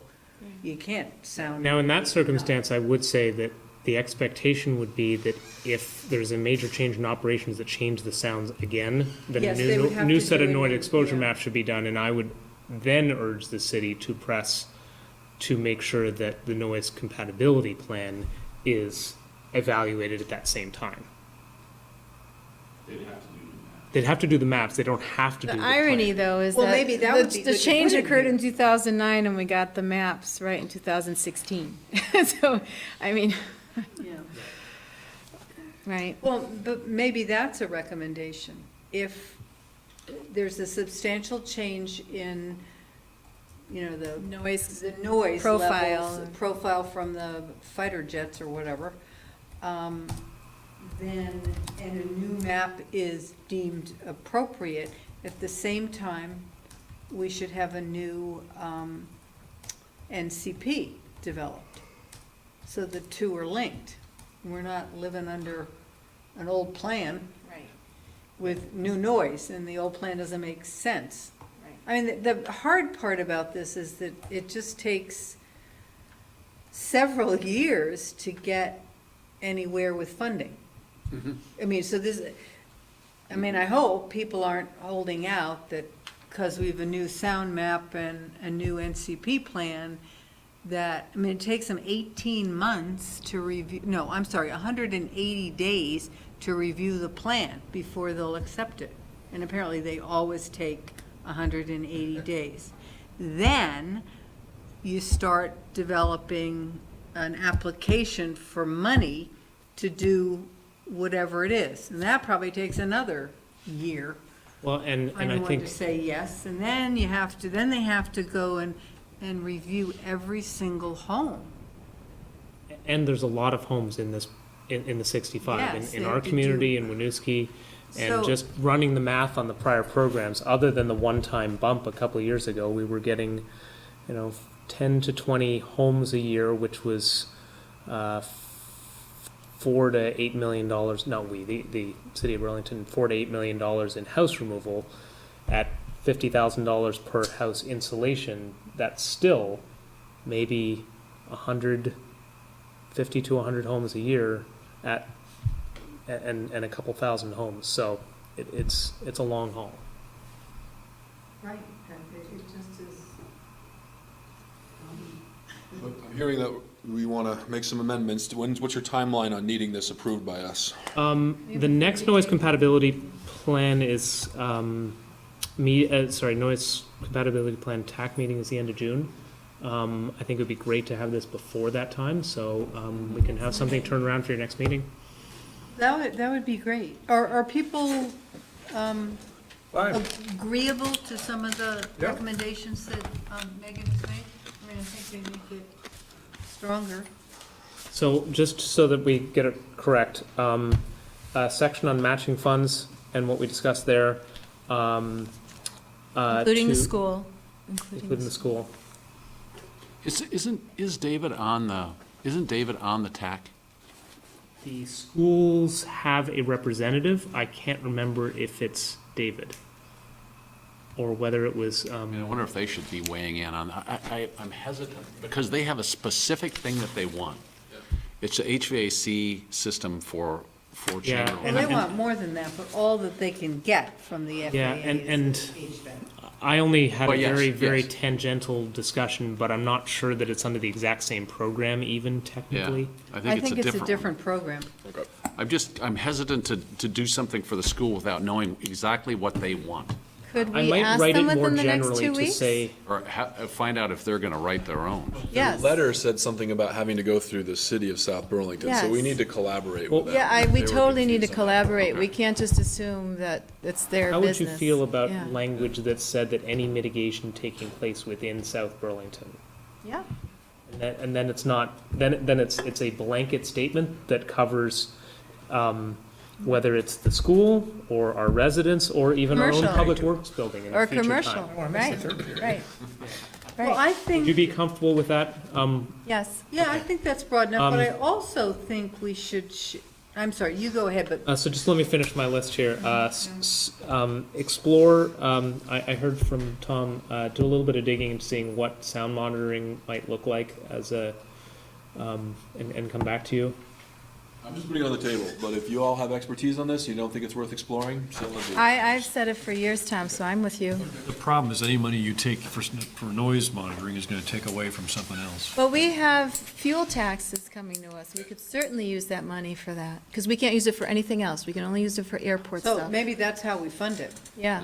But, and Tim, to your we could point, use the extra I hear this $4 on stuff the is dog not that licenses. expensive. I hear it's really expensive from some people, but when I talk to people that have measured sound around like the Champlain Valley Exposition or other events, this is doable, and people do it all the time, so, at reasonable amounts of cost. We just position people with their iPads up, held to the sky, right? And we pretty much do it. Smartphone, smart app. Add a section about walls and sound barriers as a separate section. Make a. And a ground noise, for ground noise Yep. specifically. Be clear that if there is a substantial change in the noise profile and a noise map is deemed appropriate, a new noise compatibility plan should also be developed. The only thing I didn't get super clear Concurrently, guidance on, pardon me? Concurrently, I mean, Yeah. you know, at the same time. Why don't we get consensus to add a noise decibel meter? And when people download consensus, they just let it run, right? And all the houses that have the app running in the neighborhood could just simultaneously record and send their data to the consensus. The one thing I did not get clarity on was the number 3 under 75 I would take decibel. out 3. I would take it out. What was that again? I do On not page- want to put that in Page black 3, and at the white. top of the page, there's recommendations for 75 plus decibel. First, it's a priority list. First priority is block grounding to keep home. Second priority is do a feasibility study to make sure that there's no possible other way. And then third option was land acquisition and relocation. And there are like four houses that have specific concern in your mind for that third Wow. option. How many standalone homes Well, are there? so to be honest, I wrote this before the map came out. The number of homes that were not previously in a program that are at 75 are pretty minimal, but that may depend on block rounding as well, which way the blocks round. So And ironically, the I haven't done Kirby an analysis house- to the see if there are any Kirby that Lane actually fall in that houses are out- category. Outside the danger zone. Thank Like- God we didn't When- tear them down. When we have been advocating for them to sign this MOU for now more than almost 2 years, right? Yeah. I would take out 3. I would. I find, why are we backstepping? Why are we I heard from him that you're not backstepping, but you're just thinking of that like house on Dumont Ave, that single house. You're trying to protect that house's ability to sell to the airport. Well, there is already a section there that says that if it was previously in a program, then the city can live with it. So if folks are indifferent towards it, I don't think it changes it that much because it already says 1 and 2, and it's sort of by inference that if you can't do 1 and 2, there's only one option left. So if you So feel more take comfortable. the option out. I mean, we sort of Okay. say it too, you know, you have to, a third-party assessment to assure mutually acceptable outcome amongst all parties. Right. That might be one that we agree to, we don't have to say. That's right. I also think it's really important that you share this letter with the school department As a draft? as a draft and ask them if they are sending in comments or if they want to incorporate them or add an addendum or something to this one. Yeah, we'll find out and let you guys, we'll get a note out to you, letting you know what their plan is. If they're either writing or if they're. Because, I mean, I sort of agree with Kevin that I just don't know if I want to go down that road again of telling the school board. We better not. Anything. Or assuming we know what they want. Right, No, assuming we know what they want and can, you know, articulate that in the way that they would want it articulated. Well, that's why we reach out. I don't think we have to necessarily send in the same letter, but I think we share with them the letter before we finalize it, and if there's any feedback, but that we also hope that they would address their concerns, right? That they know better than we do, right? But I think the 10% share is a concern that has been Right. publicly Yes, shared. and I would, so that would be very positive, but I think we should share our draft. Okay, And we can do that. just so they know what we're doing. I mean, it's more informational. Maybe we can share it on the 18th. That could be an item on the steering committee, that here's the letter that we're Yeah. sending in. Well, or we share it with them before then, and then we get their feedback on the 18th and can True. finalize it. I just want to say, Paul, I know your time is pulled in a lot of different directions, but I really am appreciative that you're on top of this entire airport issue, and I couldn't think of anybody better to be doing this. Thank you, and it's an Agreed. important subject area for our community. And yeah, Okay, so with those additions. then we will put it in front of you Thank you in very at much. your next meeting. Excellent. Thanks, everybody. All great effort. I'll follow up with Carmen. Okay, great, thank you. Item 14, convene as the South Burlington Liquor Control Board to consider one application at Kestrel Coffee Roaster. I move we convene as the South Burlington Liquor Control Board. Second. All in favor? Aye. Okay, so what do I you want move to we do about approve Kestrel? Kestrel Where are they? Coffee. Where are they? Second. Oh, yeah. It's Yeah. a Fine. cafe. Let's do it. Okay, Second. all, Aye. any discussion? All in favor? Aye. I move to come out of this South Burlington Liquor Control Board. Second? Okay, all in favor? Aye. Okay. One item, other business.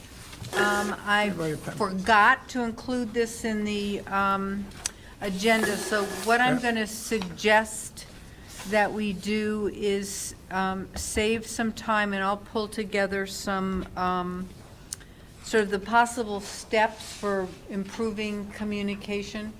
And I'll also, and get it out to you, I'll also include the, a copy of, if you haven't already read it, the school board's social media communications policy. We said we would look at it. I would like us to. I'm not sure we would ever approve it as written, but we should discuss that and at least come up with something that we agree, if we can, is acceptable. And I would like to then be able to, I know it will be right before the next steering committee meeting, but if we have, I haven't gotten anything back from them other than a statement that Elizabeth had thought that we'd all agreed to these things. What, the addendum? No. all the steps to improve Oh, the communication. I And, don't think we agreed to anything, we just discussed them. They were suggestions. right, they were suggestions that needed a little fleshing out, and I thought we were both gonna flesh them out and then come back. So we'll flesh them out on the 17th, and have a draft that we can share with them, potentially on the 18th. Are we all here on the 17th? So the 18th is the Rick Marcotte Central School Lake Monsters game. That's the night you're meeting, and two of the school board members are Rick Marcotte parents, so they might also be at the same family event that Tuesday night. Has the school board confirmed that Tuesday works? They suggested that day. Because I kind of promised my kids I would be at this baseball game, so I'm not going to be at that steering board, but I think you guys would be just fine without me. So are you okay if we Yeah. keep going with the 18th? Yeah. That's fine. Okay, so that's what I'll do for our next meeting, so we can hash through, and I think it's easier to have something to react to than just. Okay. Done? Yeah. I move we adjourn. Second. All in favor? Watch the rest of the hockey game. Wait, Oh, got one I'm thing? sorry. No, the adjourn is fine, signing is another thing. So, you guys already approved the Police Officers Association